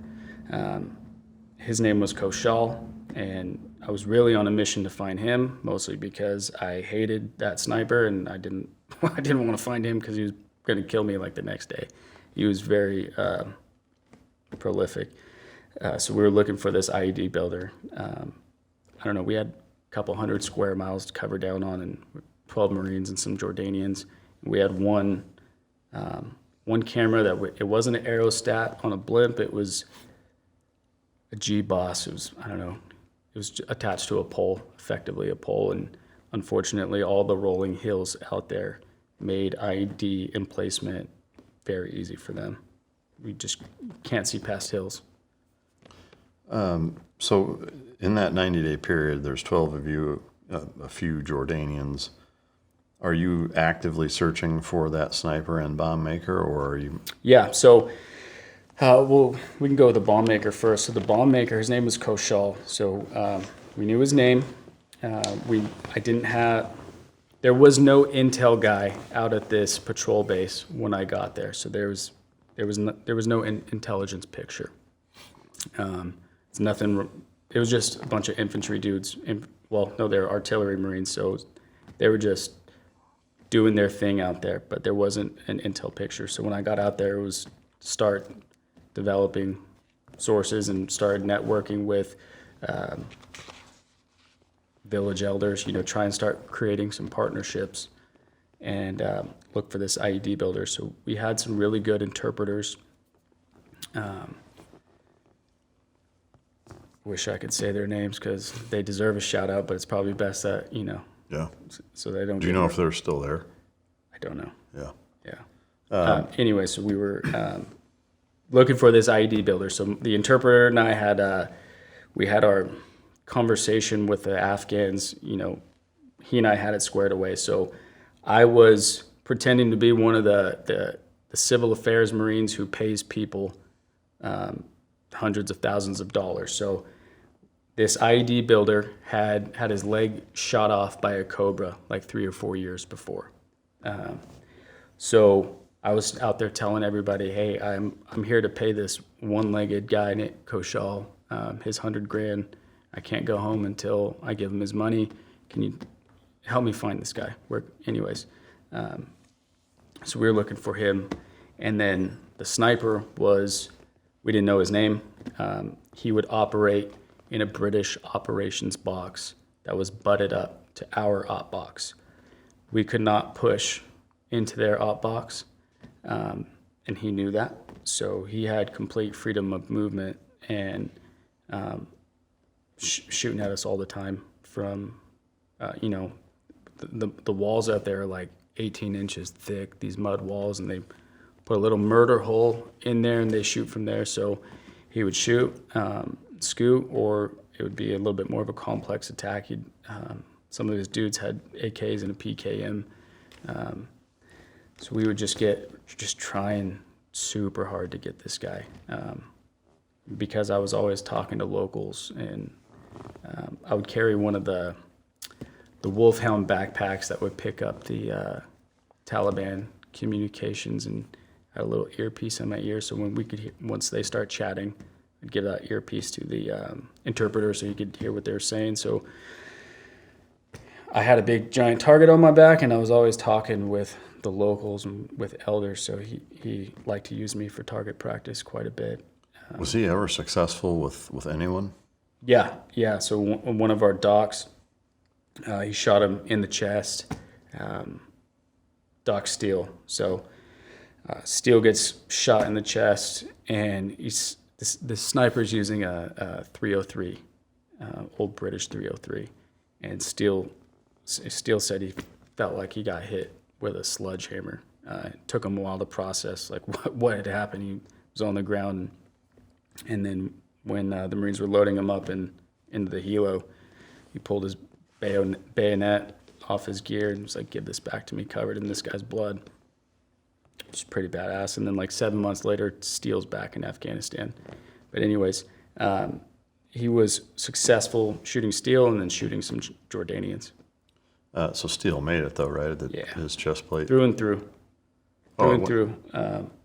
Right around up here. So it hit his chest plate, or it didn't? Was he wearing not his plate. It went through his body. Man. Yeah. And then I was just checking in on him a few days later. Damn, and he survived that. Yeah, through and through, and he looked super happy on all the pain meds they had him on. It's like he looked like he was having a pretty good time. I imagine. Did you know any other details or background on that sniper, or nothing? So we had a nickname for him, which is we inherited from the other guys from the unit we relieved, but nothing, no age, anything other than a 303. So in our vehicles, we'd have a Blue Force tracker, and technology. Sometimes our Blue Force tracker wouldn't work, and we accidentally find ourselves on the British op box. So we were able to find some compounds and some just expended rounds, some shells from his rifle, but that was it. So I could send those shells back to hire, and maybe they could get a fingerprint, but that's about it. Can you say his nickname? Nope. Does it seem, or does it strike you at all odd that he was shooting a British sniper rifle and only staying in the British op box? No. So, like myself and one of my buddies, we got a tour of just like an armory, basically, battlefield recovery armory, and there's like, of course, a lot of AKs, a lot of Lee Enfields, a lot of British rifles, a lot of Martini Henrys. Just a lot of old school. I don't know what that Afghan sniper rifle from like 1903 is called. It's something like a Giselle or something like that. But a couple of those, there's just a lot of old gear that they had. So the British being in Afghanistan in the early 20th century doesn't surprise me at all that he had a British rifle. Did you guys ever come across any of the Southwest Asia kind of more popular foreign fighters, the Chechens, anything that ends in Stan in that same region? Did you guys ever run into any evidence of having fought them? So that's my speculation with this sniper. Yeah. Just how much DOD wanted everything about him being redacted and whatnot. There's other Taliban that I list throughout the book. No problem. No problem. Yeah. And just him being freaking really good, Yeah. like super accurate. I just speculate a lot on who this guy was and what his nexus is as to why he would be protected. Do you know why the emphasis on protecting that region of fighters or keeping that more under wraps is such a priority for the U.S. government? No. No idea. They didn't say anything. They just said, hey, this can't be in the book. Go ahead. Well, then go ahead.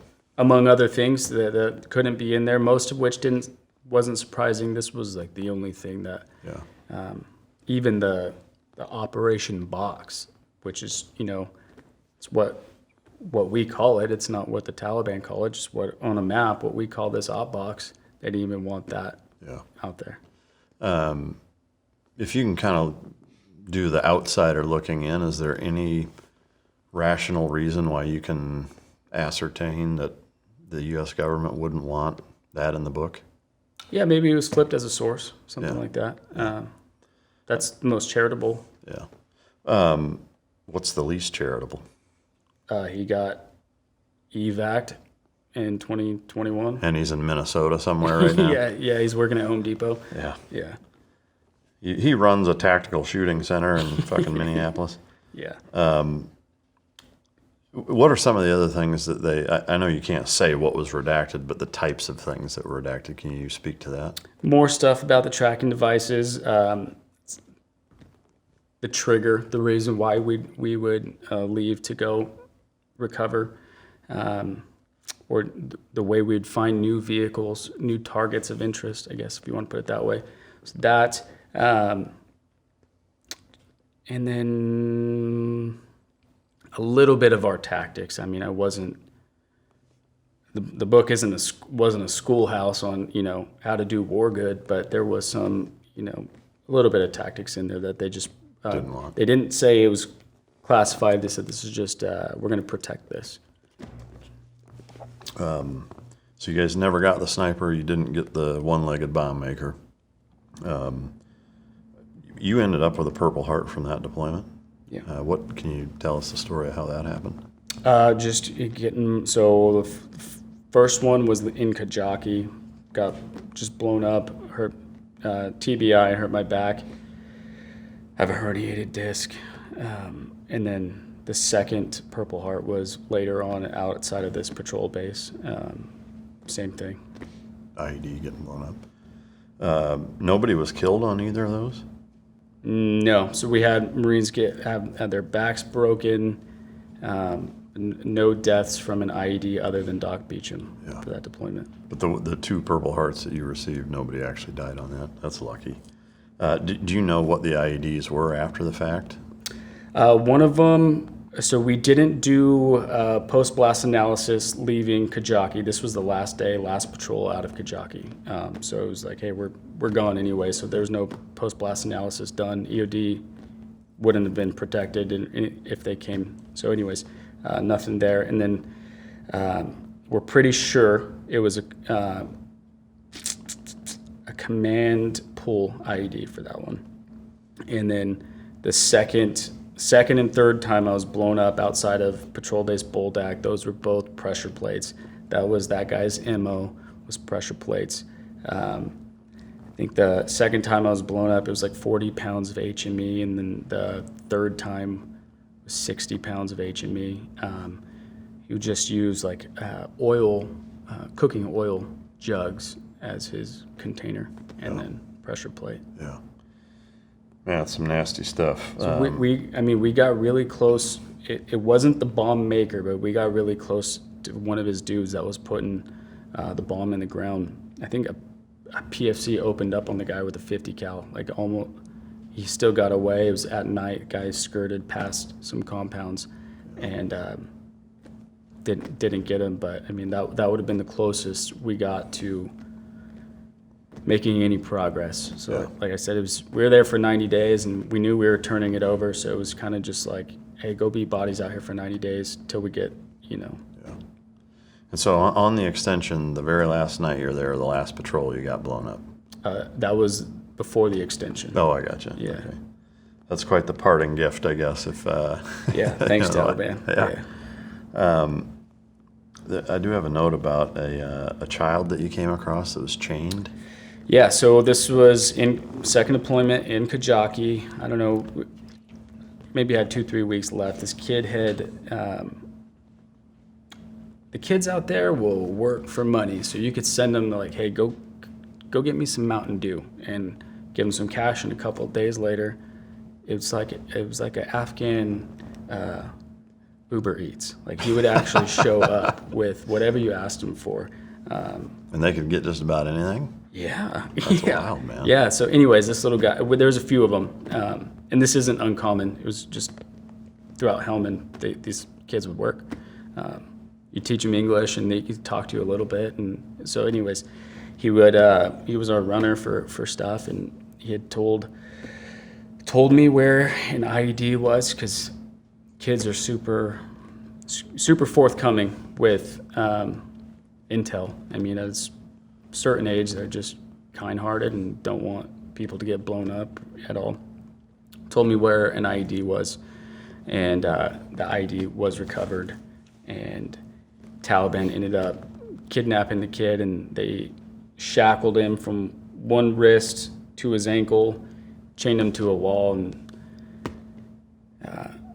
sexually humiliated the kid for a few days, and putting cigarettes out on his back and on his body, and just punishing him for telling us where an IED was, and ended up cutting the chains off this kid, and I took a piece of that chain home with me. Not entirely sure why. Don't ever look at it, but took some home. But just I felt awful, in some way guilty, but also just fucking pissed off that they would do that to this kid. How old was he? 9, 10. And then, I just felt really bad. And all I had I think, looking back, I was trying to make myself feel better, but I was trying to make the kid feel better. And I had some MRE Twizzlers in my dump pouch, and I gave them to the kid and asked if, he wanted some medical attention, and he didn't want anything to do with us anymore. He learned his lesson. Man, that's heartbreaking. To me, that piece of chain would always serve as a reminder, not that you'd probably ever have any reservations about what evil looks like and, what the right thing to do is, but I can see why you'd want to take a piece of that as a reminder in that way. So you have no idea what happened to the kid after that? No, and then, I don't know, maybe a month later, we were gone anyways. Yeah. But yeah, we didn't see him anymore. And there's a few things that happen with kids out there that, aside from just operating outside of my moral framework, the stuff that happened to the kids just fucked with me the most. I think it's just part of being a Western man and how we feel about kids and life in general. What were those things? What else happened? One of which was a kid was brought up to our outpost, combat outpost, because he had fallen off a motorcycle or something, cracked his skull open, brains were sticking out. So his brother had brought him up to us for like, hey, save my kid, or save my brother. So we brought him, or the docs start working on him, and Doc Schultz at the time is the senior corpsman. So Doc Schultz is working on this kid, and this kid is howling like, how you would howl if you were still awake and someone's stuffing your brain back in your skull. Like, he's just screaming, and Schultz and the corpsman are still just working on him, and Schultz makes a determination like, hey, there's nothing we could do. Like, I've got a staple gun and some bandage. Like, this kid needs a hospital. So Marines in the COC call up a medevac. So they send a medevac. My buddy Clark is outside with an IR strobe for them to land. And so they're here, they're ready to land, and then they fly off. They don't land, they don't come pick up the kid. And then we get radioed in the COC, hey, force drawdown, we don't have the resources to help this kid. Good luck, it's not your responsibility. So Doc Schultz just staples the kid's head shut and stuffs his brain back in, and the staples made the kid pass out, oddly enough. So he finally passes out, and our company commander authorized like $1,000 to give the dad some gas to drive 4.5 hours on not good roads to the nearest hospital. And the dad was like, no, like, I have other sons. Like, if he dies, it's okay. It's not a big deal. We're like, no, take your kid. Here's some bandages and here's some stuff. Like, good luck. So he took the money, and we were all pissed. Like, why?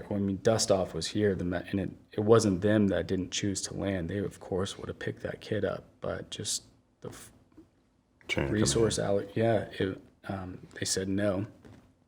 And then, like, a month later, that kid comes walking up to the base, and it's like, hey, I'm alive. Thank you guys very much. Didn't say it like that, but he lived. Then a couple days later, maybe a week later or something, Taliban fighter had blown himself up, putting an IED in the ground. Dust Off came to pick him up. And so I'll just keep it with me, just, what the hell? This kid, I know we're leaving Kajaki, but you know that we're supposed to be here winning hearts and minds and at least doing some good. They came to pick up that Taliban dude without a leg, but not this kid. So yeah, that was like I was saying, it was outside of my moral framework of what I thought was right and wrong and what we were doing out there. So that one bothered me, just bothered everybody in general, but bothered us. But with the kid that was chained up, sort of where my soul started getting, I don't know, corrupted or snuffed out was I just kept asking kids for more intel because, I mean, I guess when you get down to brass tacks, I'd rather that evil happen to that kid than a Marine get blown up, than one of my boys getting blown up. So it was just like knowing and judge me, I will stand in particular judgment for it, but I just had, that was just the way I wrapped my head around it. Like I know what's likely going to happen to these kids if they do give me actionable intel, but I'd rather Marines and Corpsmen make it home. Do you know if any of the other kids that gave you intel had anything bad happen to them? No, I don't think so. I was pulled off the line like 3 weeks before we left Afghanistan. So I'm not entirely sure what happened. They had an intel guy go out to replace me at the patrol base Buldak. But he went on one patrol, and the Marines sent him back. He said he was a gear bomb. So I really, nothing intelligence-wise happened. So those guys were just out there.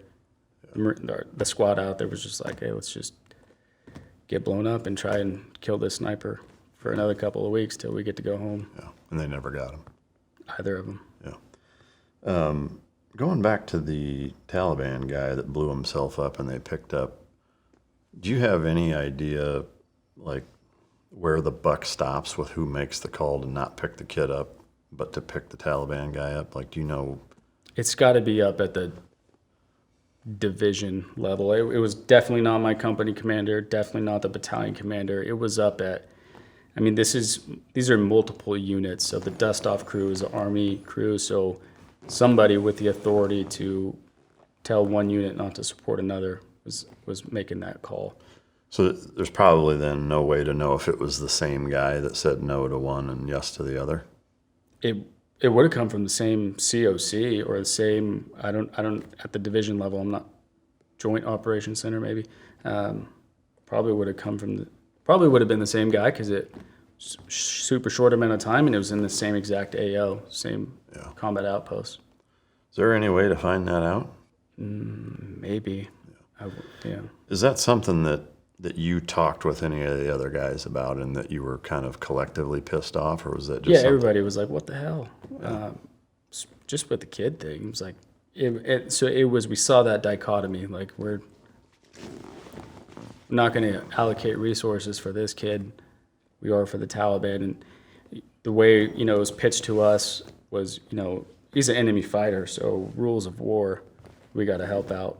But at the same time, they're not part of the Geneva Convention, and there wasn't actually a war. And I'm not advocating for war crimes or anything like that, but it also wasn't in result of any of American forces' actions either, right? Correct. So, and that was the other part. They're like, well, you guys didn't hurt that kid, so he's not our responsibility, and we didn't hurt that Taliban dude. He hurt himself. So, it doesn't make sense. That's one thing that I would say that does bother me about the U.S. military from a hierarchy standpoint is that, like, when stuff like that happens, if there's discontent that's brought up the chain of command, it stops at some point. And there's like really never any either justification or follow-up or whatever.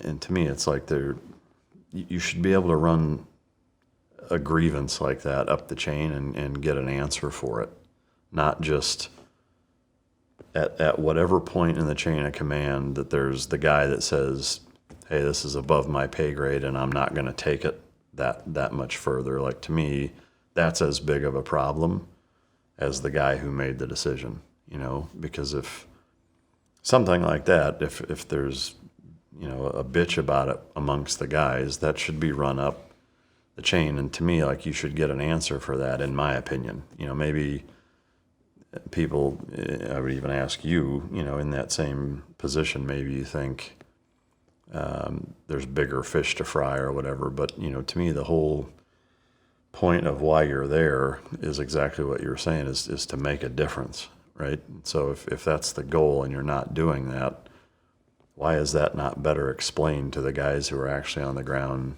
doing it? Yeah, I think it just gets down to why were we there in the first place? And you stack that up with what is a counterinsurgency, trying to win hearts and minds. So because this is a counterinsurgency, indirectly we're trying to win hearts and minds, but why were we there? I'm not sure. I can't imagine there being some sort of like hotline to send that stuff up the chain, or how would it look with Sergeant Brunamman overstepping his battalion commander to tell the general? Yeah, no, I get that. I mean, following the chain of command is important. I guess my point, though, is like, did your guys' gripe session reach whoever was in charge of you guys? So it would have been our company commander, and he was just as pissed off as we were. So do you know if he went up, to his boss and said, "Hey, what the fuck?" I'm sure he would have expressed that issue with the battalion commander. We had a very good company commander, very intelligent, just stand-up dude. But he wouldn't have expressed his discontent to us. He wouldn't have bitched to us. No, I get that. I guess, if your company commander expressed to the battalion commander, "Hey, what the fuck? Can you explain to us why this is happening?" I'm not as confident that the battalion commander, would have taken it any higher. Yeah. So I guess to me, just from like if you want to call it an accountability or chain of custody standpoint, is that at what point, was it the battalion commander that decided this isn't a big enough deal to go, one step above me to my boss, or did he do it and it was the guy above him, or where did that stop? Yeah, I'm not sure. Probably at the battalion commander, and then to be charitable to him, it would have been, okay, you guys are leaving Kajaki in a month anyway, so what hearts and minds are you going to win anyways? Just stay alive. Yeah, it's baffling. Looking back, is there a riskiest operation that you were a part of that stands out? Pretty much every engagement with the sniper. Afghans are a lot more likely to open up and talk to you if they're a little bit secluded. So if there's an Afghan standing with the entire patrol, he's probably not going to say much. But if it's just you and him around a wall in an alley, he's a lot more likely to talk. So that was kind of the playbook, was the squad would push up next waypoint and whatnot. But if there's somebody I wanted to talk to, like a civilian of opportunity to talk to, I would start chatting. I would take him, just me and the Terp would go talk. So the sniper, I don't know, dozens, 20 times. He almost blew my head off. Just standing next to a wall, supersonic freight train impacting right here and getting spalling and dirt and mud and shit in my ear holes. And it's just, he was super close. So I figured I would get shot out of probability. Like, you can't miss that many times, eventually luck. And then to take it to this guy to really try and find the sniper, our company commander got some British snipers. So we could not call for fire. If we saw the sniper, we could engage with small arms. We could not call for fire in the British operations box. So he got us 2 British sniper teams to work with us so they could call for fire in that operations box. So we unofficially dubbed these as Operation Bullet Sponge 1 and Operation Bullet Sponge 2 to just have me out as bait. So we took the snipers out, put them where they wanted to be put, and then we pushed up to the line where we could not cross, and was just out there doing my thing. And I start taking fire. So me, an interpreter and an Afghan, standing there talking. I kick a door in, this guy's own door, kick that in and go into the compound. And it was just me. So everybody else is pushed up quite a bit. So they start working their way back to come get me out. They're saying, can you come out? I try walking out, sniper shoots again. So it was F that, not getting out. The British sniper team, the one that was closest, that would have had a line of sight, ended up being facing the opposite way. So knowing where the op box was, let's say it was where you are, they were looking the opposite way, so they couldn't call for fire on this guy. And it ended up just being one of the gun trucks, one of the fire teams went up to go get a gun truck and park that bitch as close to that compound as they could. And me and the Terp just hopped over the wall, and it was a foot race into the back of the truck. They opened up the back door and got in there, and that was probably one of, like, personally, just me, most intense times was with that. Just, he was super close to hitting me, and then I tried to leave, and he had that doorway locked down. And then, I don't know, I really just thought I was gonna get a shot in the face. I'm not sure why I was obsessed with my face or whatever. I just figured if I get hit, it's gonna be in the mouth, and something about that just really messed with my head. And then just doing that for a few weeks just really messed with my head. Like, all right, maybe tomorrow he's gonna get lucky tomorrow. And that was like a weakness of mine, was starting to get trying to dodge my fate. Like, if that was my fate, was to get shot, then it was what it was. But I was just obsessing over, hey, it's gonna happen tomorrow, it's gonna happen, and that's super unhealthy. Just on an individual level, that's unhealthy, and I just, it just really started messing with my head. Is that something that still does, or have you moved past it? I moved past it. It took a couple of years. I just felt like I was being hunted. Like, that feeling of being hunted was just with me for a while. I would say I've moved past all of the darkest parts of my service. Extremely grateful for where I am now, as far as mentally and spiritually. I've moved past most of that. Yeah. From a big picture standpoint on the intel side, as you were preparing to go to Afghanistan, really both times, or just generally speaking, did you do was there any communication from the Marine Corps intel side to you, and did you do any kind of personal research looking into the history of Afghanistan and, the time that the Russians were there, and even before that? I mean, Yep. As kind of being the land that's never been conquered, kind of coined phrase about that place. Is that something you spent time digging into, and did that shape any of your thought processes intel gathering wise? Yeah, so before my first deployment, one of the sergeants he was a big reader, just a great intel analyst, but on a personal level, just really liked to read. And so he was preparing for the deployment by reading books about Afghanistan, books about Alexander, kind of like what you're talking about with the Graveyard of Empires, books about the Soviets. And so he would not force us to read, but about 3 or 4 of us were reading whatever he was recommending. So we were reading a lot about the culture as well.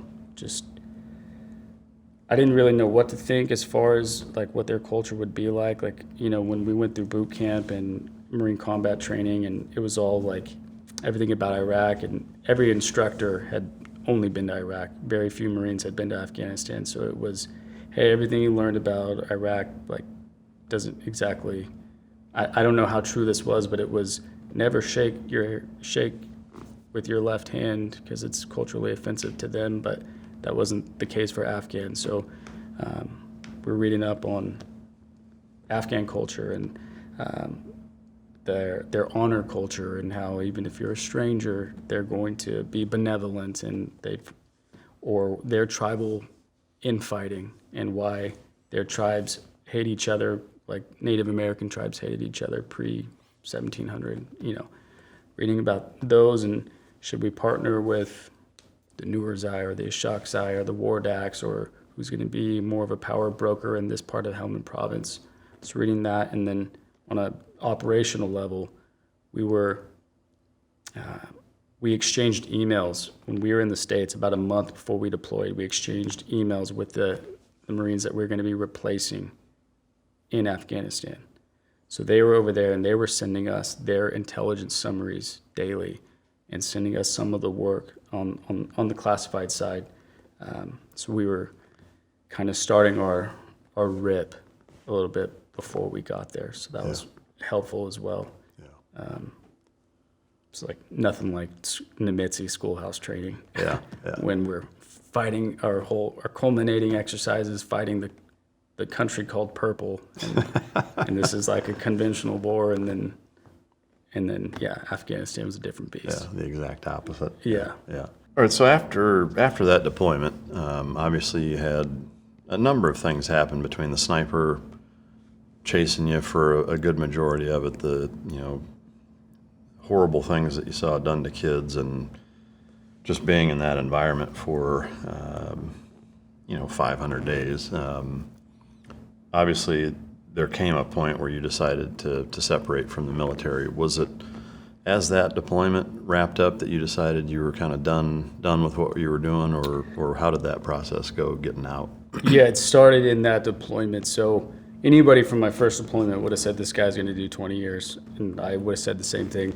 And I got some advice that I shouldn't have taken, but I didn't respect the leader who gave it to me, so I just discounted it. But he said, hey, instead of getting out, you just need to go to a unit to chill out for a few years and decompress that way. But I wanted nothing more than to get out. So where I got in from a troop surge, there was also a force reduction program, and I hopped on that. So I should have done 5 years, but I did like 4 years and 10 months or something like that. And so I started putting that package in before we got back home to Camp Pendleton. So like less than 90 days after we got back from that deployment, I was discharged. It was the force reduction thing, was that like a program that incentivized you to get out? Like it gave you a bonus to get out or something like that? Or No, it said you don't have to shave anymore. That was the bonus.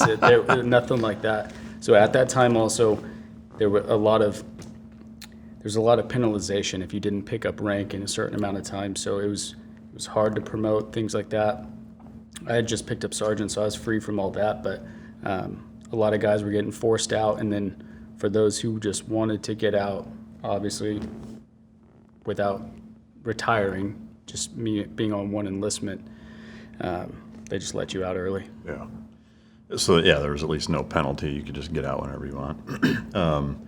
Did you have a plan for what came next, or before you actually got out, or was it a bit of flying by the seat of your pants? Oh, definitely by the seat of my pants. Yeah. It was. I just wanted out. So as soon as we got back, so our unit had 90 of us had extended. So part of Bravo extended. When we got back to the States, Bravo already had orders to head out to Syria, and I wanted nothing to do with that. So that just reaffirmed my decision to continue forward with the early release program. So what came next? School. So I got out, and since I got out a little bit early, all of the guys that went to recruit training, everybody got out within a month or two after me. So I hung around Oceanside for a couple of months just saying bye to the boys, and then moved back up to Fresno, California. Back in with parents, or just to the area, or? Into the area, just into the area. a buddy the guy that I went to boot camp with on the buddy program, we got out together and got an apartment in Fresno, and we both started going to school. What did you go to school for? I got my bachelor's in psychology, and then I just finished up my master's in Homeland Security. And what was the drive to get your bachelor's in psychology? Was any of your experiences in combat a contributing factor?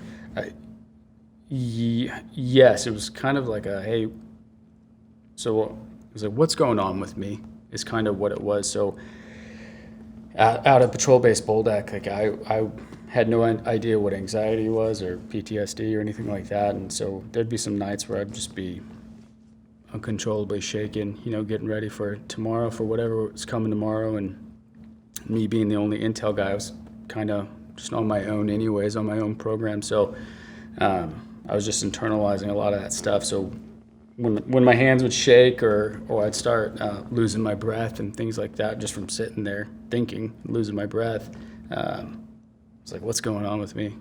So that was kind of the impetus to look into psychology, which it obviously wasn't like, hey, you get your bachelor's in psychology and you fix your brain. It wasn't like that, but it definitely helped me understand, like, hey, there's some things that happen that are outside of your cognitive control, so you can work on those things. Yeah. So.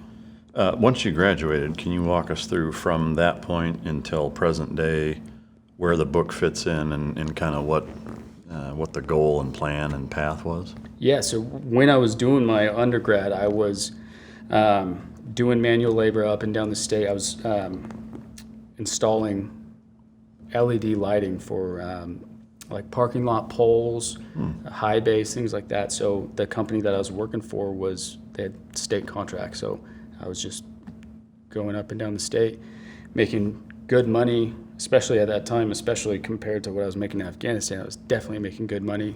So I got my undergrad thinking, hey, you know what, let me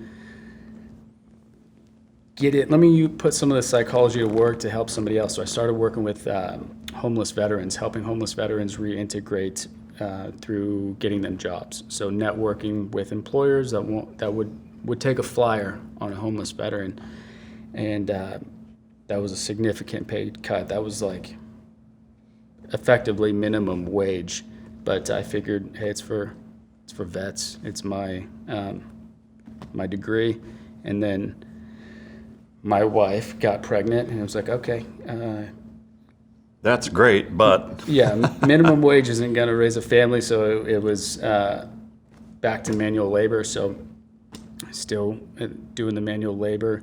So my wife was pregnant in 2018, start having our kids, one of 3 in 2018, and then I started writing the book in 2022. So my son was 4 at the time. I hurt my back in the Marine Corps, and every so often I'm asked out on the couch for like 2 weeks at a time, just walking around with a cane and whatnot. And so I was laying on the couch and thinking, maybe, before I get too fat and too old, I should write some stuff down for my 4-year-old son to say, hey, your dad was almost cool one time, if you can believe it or not. So I just wrote some things down, basically journaling on my computer just for him. And I don't know, it's like 5,000 words, whatever. Just wrote some stuff down for him. And then that evolved into a book. When I first wrote it, I was like, fuck, nobody's gonna read this. Like, the boy probably won't even read it. And then as I wrote more, I started thinking, you know what, maybe people should read this, especially my commentary on the war and some of the policy decision. I mean, that's more important than anything I did. So they're my favorite chapters of the book, just what I think happened and where things went wrong and whatnot. So I shopped the book around to some publishers, and basically everybody said, yeah, we'll publish your book if you pay us enough. And finally someone, my publisher, Wargate Publishers, they said, we really want this. So they gave me a book deal, and DOD had it forever to do the security review. So that was in late 2022, and book just released last week. So it was long Basically, process. my book did an enlistment. Yeah. Yeah. Wow. At what point in this whole process did you go back to school to get your master's in Homeland Security? About a year and a half ago. Okay. Yeah. And what was the drive for that? Really want to get back into the intelligence world, intelligence community. Have you been doing the same manual labor gig this entire time? No, so I stopped the lighting, and basically I've been on my own, so just doing home remodels and renovations, my own company. Oh, okay. Doing that, and then just as I'm getting older and lazier, like maybe Intel sounds better than swinging a hammer. Yeah. Once you got, I mean, obviously the original kind of drive behind writing the book was just something to be able to pass on to your kids to tell your story. You mentioned that there came a point where you thought, okay, there's more to this, but was there any more to it than just saying, hey, there's more to this? Like, was there a particular angle that you wanted to weave into the book and an overall message that you wanted to get across? Yeah, absolutely. So another driver was the fall of Afghanistan in late 2021. And just, of course, that was shameful, and just went through my few months of processing it. So when I turned it into, this is for my boy, into this is a book, the angle I took was, let me tell the stories about everybody that I served with and worked with. So it was, although the war, we fought it for whatever reason we fought it, and it ended up the way it ended up. Like, I really want people to know what the boys did, and just their courage, sacrifice. And so as far as my stories in the book, it's I just basically I'm narrating their story and how I was involved in what they did. And with that, there's a couple of things that I have notes-wise that I wanted to kind of get your further take on. One of the things you mentioned is cultural incompatibilities, which I think is a huge component that most Americans who are not by their own fault but are fairly sheltered by comparison to a lot of military folks that have been around the world, and not like a world traveler that has been to a bunch of nice touristy, safe places, has seen a lot of parts of the world that most people never get to see. And that's a huge part of it that I think a lot of people don't realize how significant that is. Was there ever a moment during your time on active duty, specifically deployed, where you kind of came to the realization that no matter what we do, the outcome is essentially going to be the same because of that? Yeah, on two levels. One of which was just the Afghan army, the Afghan police, and their ambivalence to just wanting to fight. You know, it's, yeah, they were high all the time and all that, but if you really wanted it bad enough, you'd just not be high and actually train and fight. And so there was that piece, and then it was seeing the integration. I guess this is more on the U.S. side, but when we were taking certain corps of the Afghan army and putting them around different parts of Afghanistan, what you're having was an Afghan army unit that was from one tribe, and then they're sent to go protect the people of a tribe that they don't like. So how much are they really going to want to defend those people, if at all? So I started to realize that their culture is not just a unified country in the way that we think America is, or Western countries. They're just tribes, different tribes, and they're really only called Afghanistan because that line was drawn on a map. They don't care whether they're Afghan or whatever. They are their tribe. Yeah.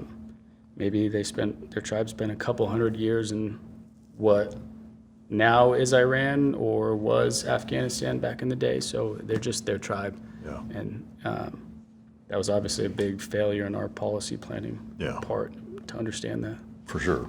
I'd like to read an excerpt from the book and get your take on it. You say, "I may be a man of few words, but that's only because what I have to say is not something you actually want to hear. Should I put on my resume that one of my old Afghan police colleagues would wear the ears of dead Taliban on his battle necklace? Most curious civilians want to know what it's like to be shot at or hear cool war stories. Nobody wants to know the part of the job that is befriending and protecting village elders who routinely, regularly, daily raped children. That's what the American warfighter was asked to do in Afghanistan. You know, as you reflect on, I guess, that principle or that component, how do you characterize that and communicate it to the American public so that they can understand the challenge with that? It sucks to say, but it was not, those people, that culture was not worth what we spent, definitely in dollars, but just American lives. Like, why would we go and protect that way of life? And if we are going to protect those people, why wouldn't we stop that? If, hey, we're trying to establish a democracy over there, why wouldn't we at least stop the practice of bachabazi and say, hey, if you're going to be westernized, you're also going to not rape kids for fun. I think it's just really hard for people to understand that some cultures are just starkly different than the Western way of life. And I think it's really important for the American people to understand, like, when we go to other countries to go topple governments or whatever we're going to do, or is that way of life that we're trying to help or prop up and whatnot, is it worth the best of what America has to offer, the best men and women that we send over there? In the last few decades, I would say no. Yeah. I don't disagree with any of that. I agree. I don't think most of it was worth it. I am curious if you take yourself or take us back to September 12th. What do you think the response should have been? If we can kind of collectively agree that 20 years in Afghanistan, the way that we did it was not the right answer, is the contrast of the opposite of that in terms of not going there at all the right answer in your opinion? Or where would you draw the line of saying we should have gone until this point and then said, okay, we're good? So, if we would have, in this scenario, let's say we went to Afghanistan at any point that we would have withdrawn in before 2021, it would have ended up the same way. With the Taliban being the ruling internationally recognized government of Afghanistan. So, I mean, it's hard for me to say we should have pulled out in 2012 or 08 because it would have shaken out the exact same way. So I guess that takes me to, should we have even gone at all? And I think part of the issue was we weren't just fighting Taliban out there. I think Taliban became just like a nickname for all the mujahideen groups. You know, there's so many different warlords and just different factions. And if they wanted to shoot out Americans, then they were Taliban. But they had been eating each other for decades, and they would have continued to do so. But we basically labeled everyone as a Taliban, as the Taliban, which I think actually ended up legitimizing the Taliban because they became, we are the group that the Americans are resisting, but really there was a lot of different warlords. Because the Mujahideen, as soon as they broke up, they were all fighting back with each other as well. The Mujahideen was just basically our nickname. Yeah. So hypothetically, let's say you're in President Bush's shoes on September 12th. What do you do?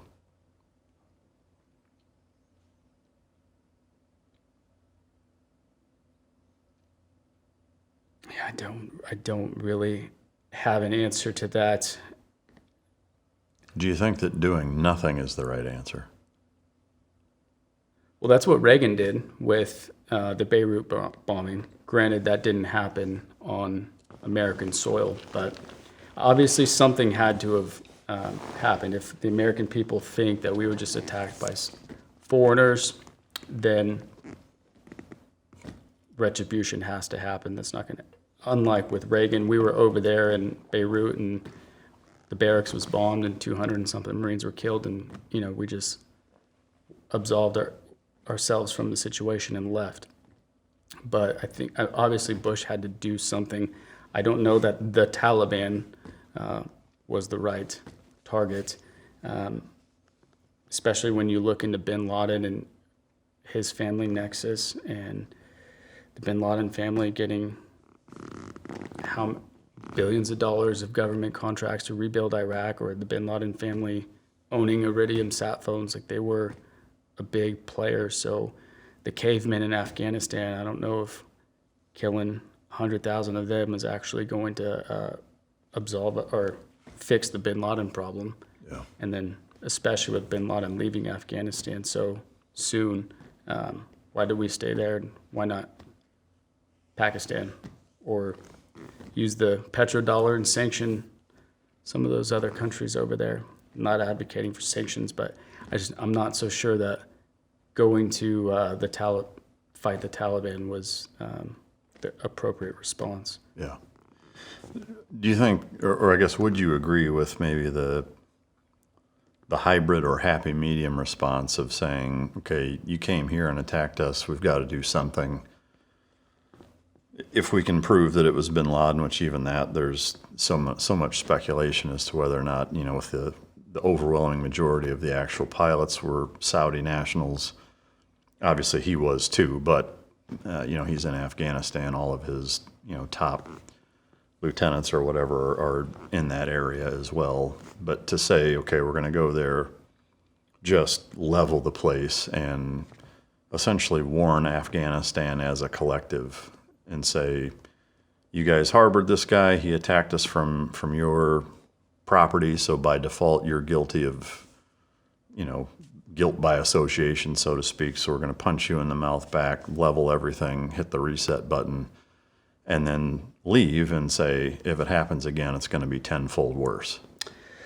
The pushback on that would be the Afghans are not ubiquitous, that whatever tribe helped bin Laden, should the other tribes get punished, because those other tribes wanted that tribe dead too. So leveling all of Afghanistan, I would push back on that. I guess not all of Afghanistan, but using targeted strikes, really no different than what we did, right? Is, let's say, replicate the first 3 to 6 months post 9/11 of what we accomplished in Afghanistan, and then say, okay, you're on the run. We've decimated Al-Qaeda's capability to train and base attacks out of Afghanistan to the best of our intelligence knowledge.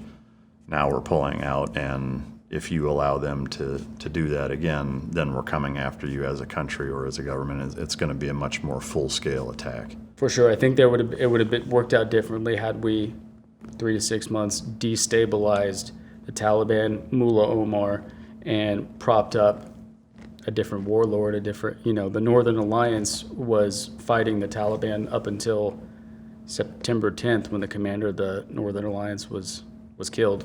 Yeah. We could have definitely propped up a different faction, and the 3 to 6 months of destabilizing the Taliban would have been a warning.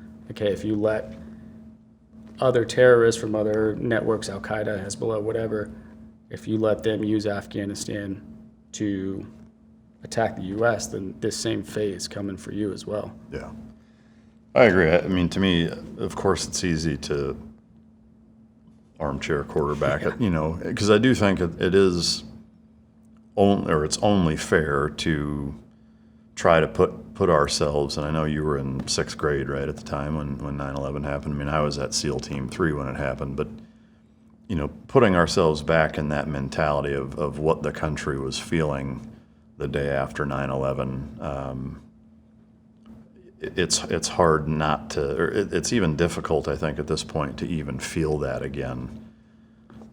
And then also try to now have a measured response other than all out, we're coming here and we're going to stay here until we find this guy. And whatever, which even that, I mean, we stayed, 10 years past when that happened anyway, and he wasn't even in the country. But I guess it's just, trying to play devil's advocate almost, of saying like, hey, as a sitting president, getting caught with our pants down, which I know that even that's debated whether or not it was even understood that it was going to happen, which that's a whole other episode in its own right, trying to dissect 9/11 theories. But generally speaking, is that it's like the country had an enormously high expectation of vengeance and retribution, and and striking back to a pretty large degree, and were pretty dedicated and committed in doing so for a long time before that started to wane. I assume that with your position on Afghanistan, your position on Iraq is very cut and dry, and that it was all a total mistake? Or is that a stretch? I mean, it's, I guess, a little bit of a stretch. So with Afghanistan, that wasn't the first. 9/11 wasn't the first time we had been attacked by Al Qaeda, and then obviously, so you had most notably the Cole bombing, and then World Trade Center, the bombing in '93. But it actually falling over. You're right. There's what the country was feeling. I think George Bush would have been strung up if he did nothing. Like, the country wanted some sort of response for sure. I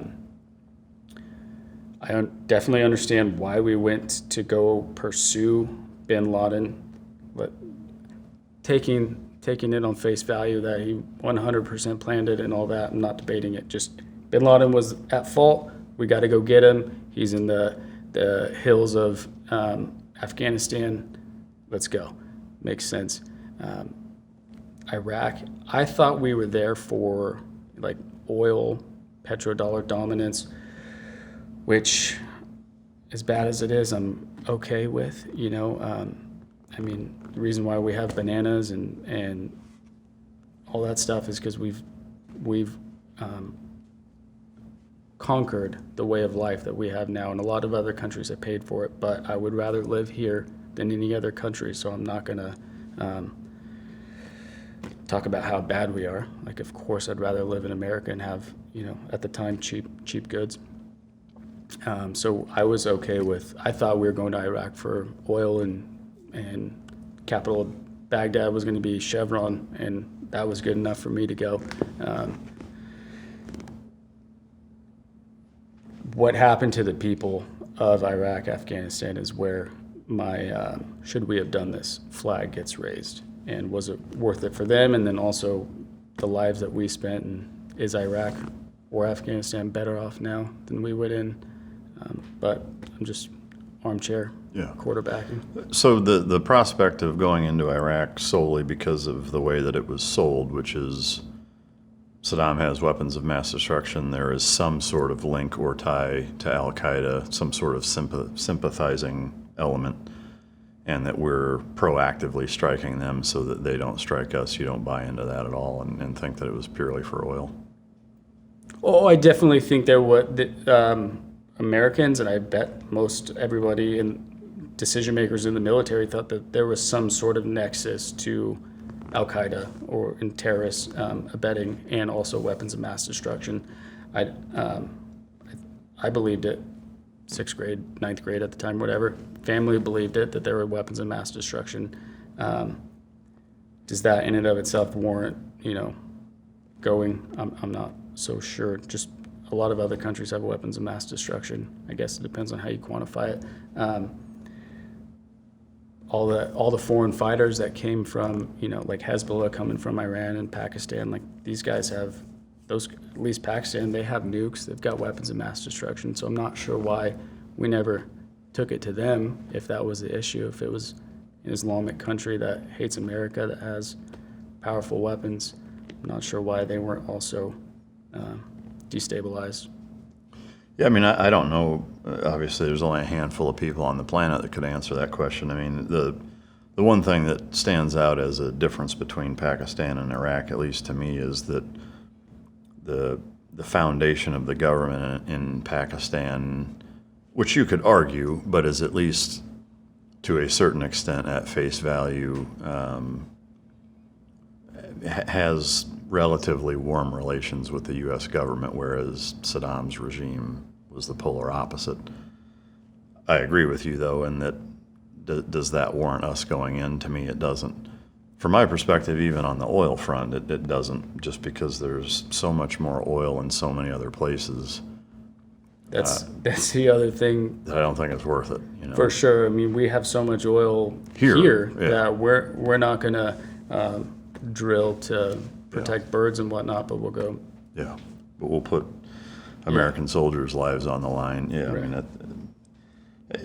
I'm right there with you. I mean, to me, both places, when you look at it now, and again, I'm not naive to the fact that looking in the rearview mirror, it's of course a lot easier to pick apart decisions made. I mean, for that matter, if I had the ability to do that, I'd know the lottery numbers and have won it, so it's easy to look back and criticize. But the reality of it is that the people that are in the position to make those decisions, it is up to them to know better, and they also have access to intelligence and a lot of things that none of us do. And to me, they were both pretty big mistakes, in my opinion. When you look at what it cost us and what we got for it, those two things don't marry up, in my opinion. Yeah, I'm trying to look at it from hindsight, and then also, if I could do it all over again, I mean, I would serve. I would do everything over again. Like, I was extremely fortunate to have served and whatnot. I understand didn't shake out the way we thought it was, but I wouldn't go back and trade my service. Yeah. This is kind of just a one-off question. I'm just curious personally, really. In your book, there's a number of redactions that you guys decided to leave in as black lines instead of just taking out. Is there any thought process to that? Is that to convey, like, overtly saying that the government didn't want certain things in there? Was that the intention? Pretty much. So, I mean, it's the publishers, their company. So whatever they really wanted to do was, I mean, I was at the behest of them, but they gave me the opportunity. They said, we'll leave it in if you want, just so the readers can know that the government didn't want this in there. So I said, I think that's a better approach than to just, however else they would have formatted those things out. I thought and then I also thought it looked pretty cool having the black bars. It's like having your eyes covered with black lines and pictures. Yeah. And then they toned it out in the audio book, which is also pretty cool. Yeah, that's cool. So you have a master's in Homeland Security. Your thesis was that the Homeland here will experience an imminent terrorist attack that will be nationwide, simultaneous, and unfold over 72 hours to relegate the United States into a third world power. What can you tell me about your thesis? Yeah, so I began with 9/11, and so just from an intelligence analyst perspective, not saying I believe this in any way, but why did bin Laden do what he did, or why did Al-Qaeda do what they did? So for them, it was, we're going to punish the United States because they are destabilizing the Middle East. And with bin Laden, it was, according to his letter, the letter to the Americans that was pretty famous 2-3 years ago before it was scrubbed off the internet. He had outlined how effectively he wanted to bait the United States into making the world hate them even more. So it's what we trained bin Laden to do when he was a Mujahideen fighter fighting against the Soviet Union. We partnered with him, bolstered him, and among others, to fight them. And part of it was to slowly bleed out the Soviet Union, keep them locked into that fight to destabilize their own economy, and then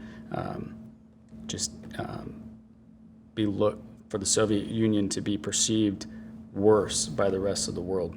And so him running that playbook again in 2001, I would say we took the bait to go off into a foreign land and then have a prolonged and protracted war that destabilized our currency, and then also delegitimized our standing, at least in the Arab world, our perception in the Arab world.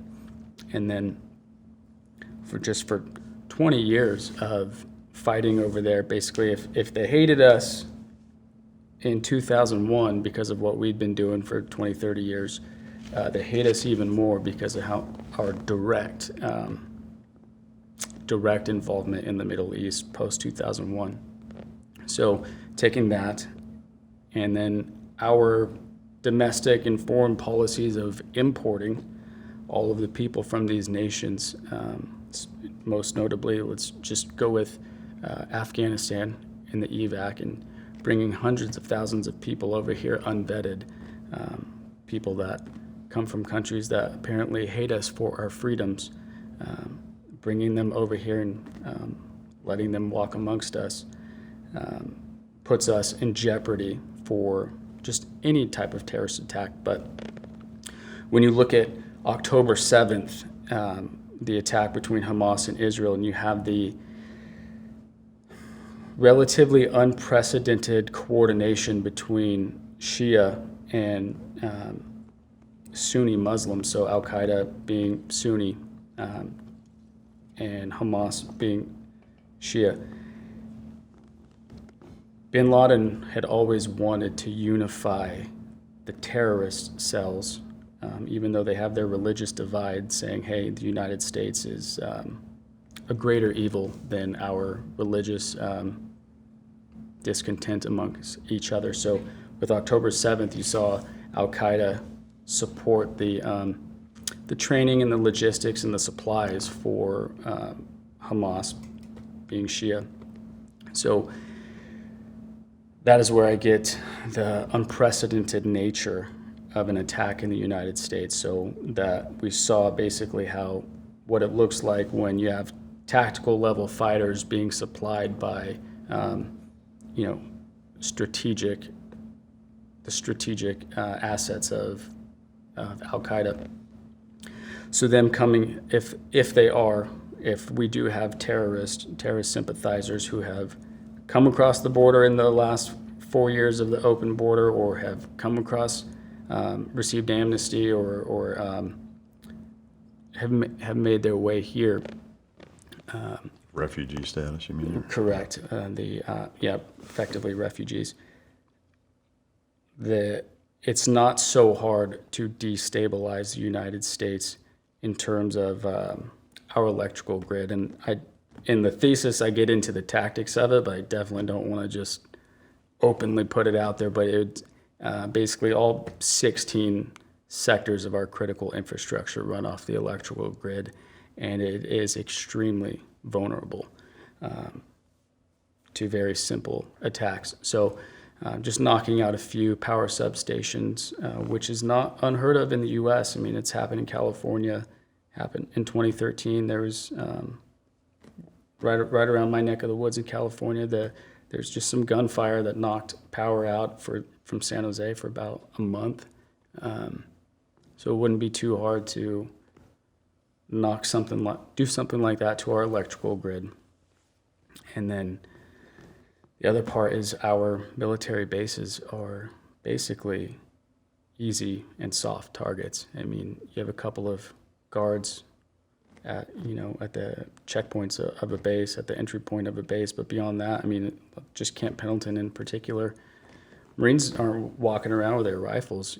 Rifles are locked up, so it'd be extremely easy to get inside of a base. So on day one, knocking out the electrical grid, taking out the military's capability to respond, and then on day two, attacking the rest of our critical infrastructure like hospitals and first responders. And then day three, just being in abject slaughter of the American people for what we've done, what they perceive that we have done in the Middle East for decades. So two things. One, when talking about Hamas's support, in researching your thesis, you've come across evidence and links of Al-Qaeda actually supporting Hamas and not just Iran? I would say Iran also, of course, supporting Hamas for sure. But I guess I've not heard Al Qaeda supporting Hamas. I mean, obviously, symbolically or ideologically they do, but have you seen evidence of them actually supplying weapons, training, funding, et cetera? Nothing conclusively. Yeah. It's all, especially in your academic libraries and everything like that, it's very, very hard to find information about terror networks. And then anything that would definitively say Al Qaeda was supporting Hamas, that would be classified anyway. So I have no access to that. It's just there's certain letters and publications about their desire to bridge that gap. Yeah. So I'm just putting that link together that way. Gotcha. In that same realm, the prediction in your thesis of the 72-hour attack in the United States, similarly, have you come across any, I mean, it sounds like it would have to be open source for a master's thesis, but any evidence or direct links of any groups that are actually planning that, or is it more of a thesis from if you were them, this is what you would do kind of scenario? It's pretty much if I were them. So yeah, it's extremely hard even to find, like we see on the news that, hey, XYZ person has been flagged at the border and had a terror nexus, and that did not make it into the academic libraries for political reasons and all that. So those types of sources, academic scholarly sources, they don't, you can't find that at all, especially stuff about the open border. That's highly politicized, and it's unfortunate. But it's basically if I were them. Yeah. How do you think U.S. policymakers should prepare and respond for something like what you're talking about? Domestically, you definitely have to secure our electrical grid. I mean, that regardless of an imminent terror attack, I mean, they're just secured by a chain link fence, if at all. So that's, just a vulnerability in and of itself. So that should be, modernized and secured regardless.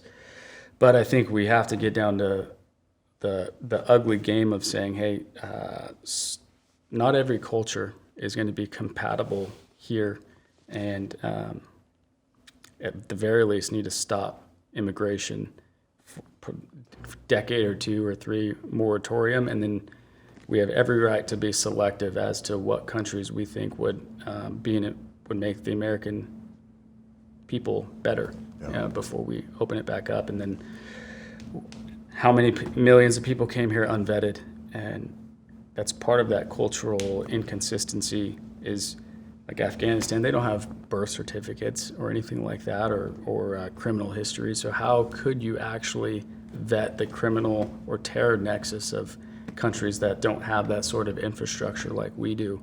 And we should default to safety. If you can't, if you cannot find out whether someone does or does not have a criminal or terror nexus, then I think we should default to they do. That's what's best for me, my 7-year-old, my 5-year-old, my 5-month-old. That's what's best for the American people, is to play it safe. Yeah, I don't disagree with any of that. A few current events that I'm curious to get your take on with your current experiences. I've seen some recent discussions about possibly retaking Bagram airfield. I don't know if you've seen any of that. Do you think revisiting any former Afghan bases would have any strategic value and would be worth doing, or do you think it's purely symbolic?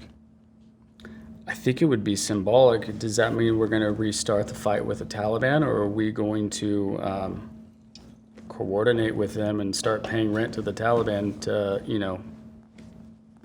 occupy these bases again? And then also, to what end? Why would we? Yeah. What's the need? Well, I'm curious. I mean, and I don't know. I mean, again, it's like rumblings that I've seen in on more than one occasion. But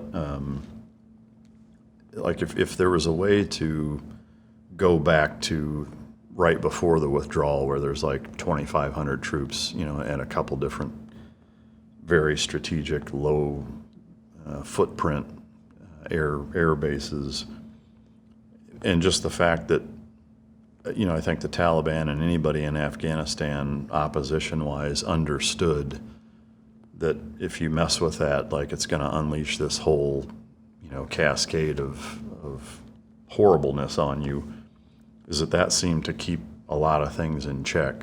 Do you think it would make sense to try to get back to that, where there's a few thousand troops in a couple of places with that same kind of understanding, or at this point just wash your hands of it and be done?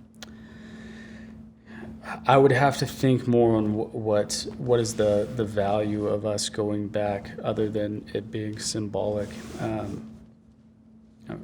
I think we lost the war somewhere around 2013, 2014, when we started negotiating with the Taliban, and that was the true loss right there, when we legitimized their edicts over Afghanistan. So if we go back to a base over there, take some bases, I would have to think about what we would get from that, and would we have to partner with the Taliban for that? Yeah. Obviously, we've seen a lot of reports of the Taliban consolidating power, and taking Afghanistan back over. In your view, having spent a fair bit of time there, how does that, shape the narrative, for combat veterans that have spent years of their life there and lost friends, and, the emotional toll? How does that shape the narrative, and what do you think Americans should understand about that? I mean, overall, that pisses me off, because they were not the rulers of Afghanistan before we were there, but they are now. Like, they were fighting other groups of the Northern Alliance, and so indirectly, our involvement in Afghanistan and our fight against the Taliban had pushed them across the country. So they were effectively legitimized by our combat operations. I think it was just a unfortunate secondary consequence. I don't think that was deliberate. I think what the American veteran, the Afghan veteran, needs the most is more so accountability from our general officer class, our politicians, our decision makers, more than the Taliban.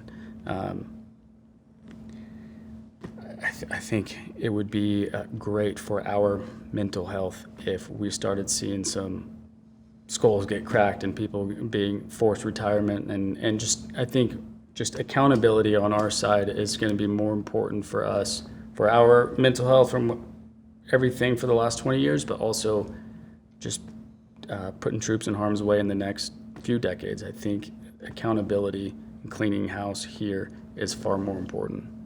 Yeah, I agree. What haven't I asked you that I should have?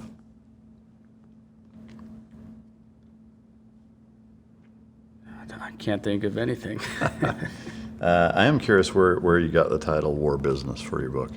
So a little bit of a double entendre, just, hey, this is the way we do things. It's like our business. And then war being a business. And so that being an homage to Smedley Butler, who in early 1900s wrote War is a Racket.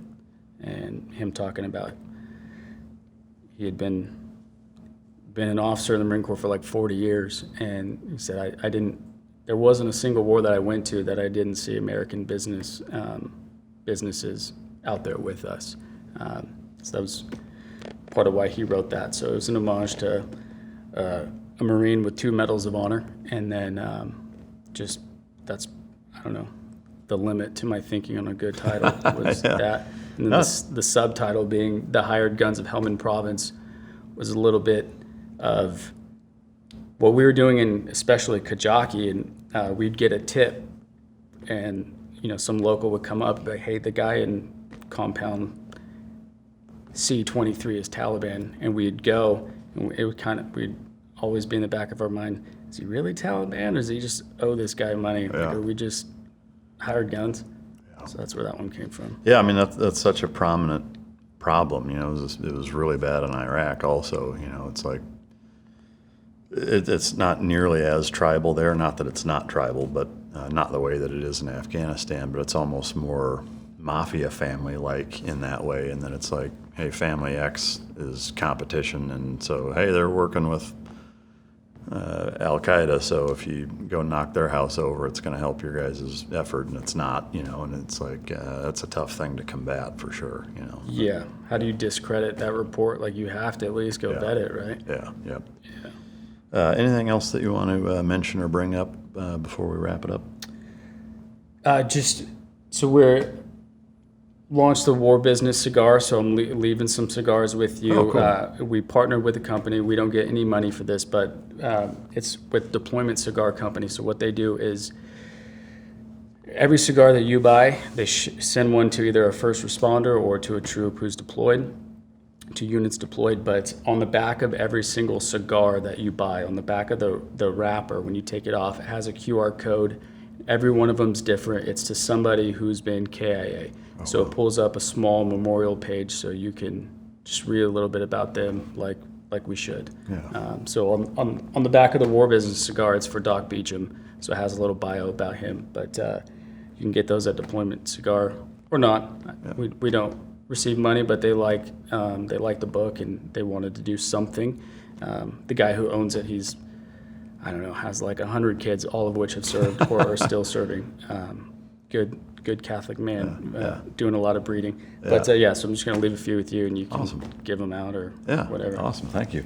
Well, we've got some things for you here. The box opens from the bottom of the front.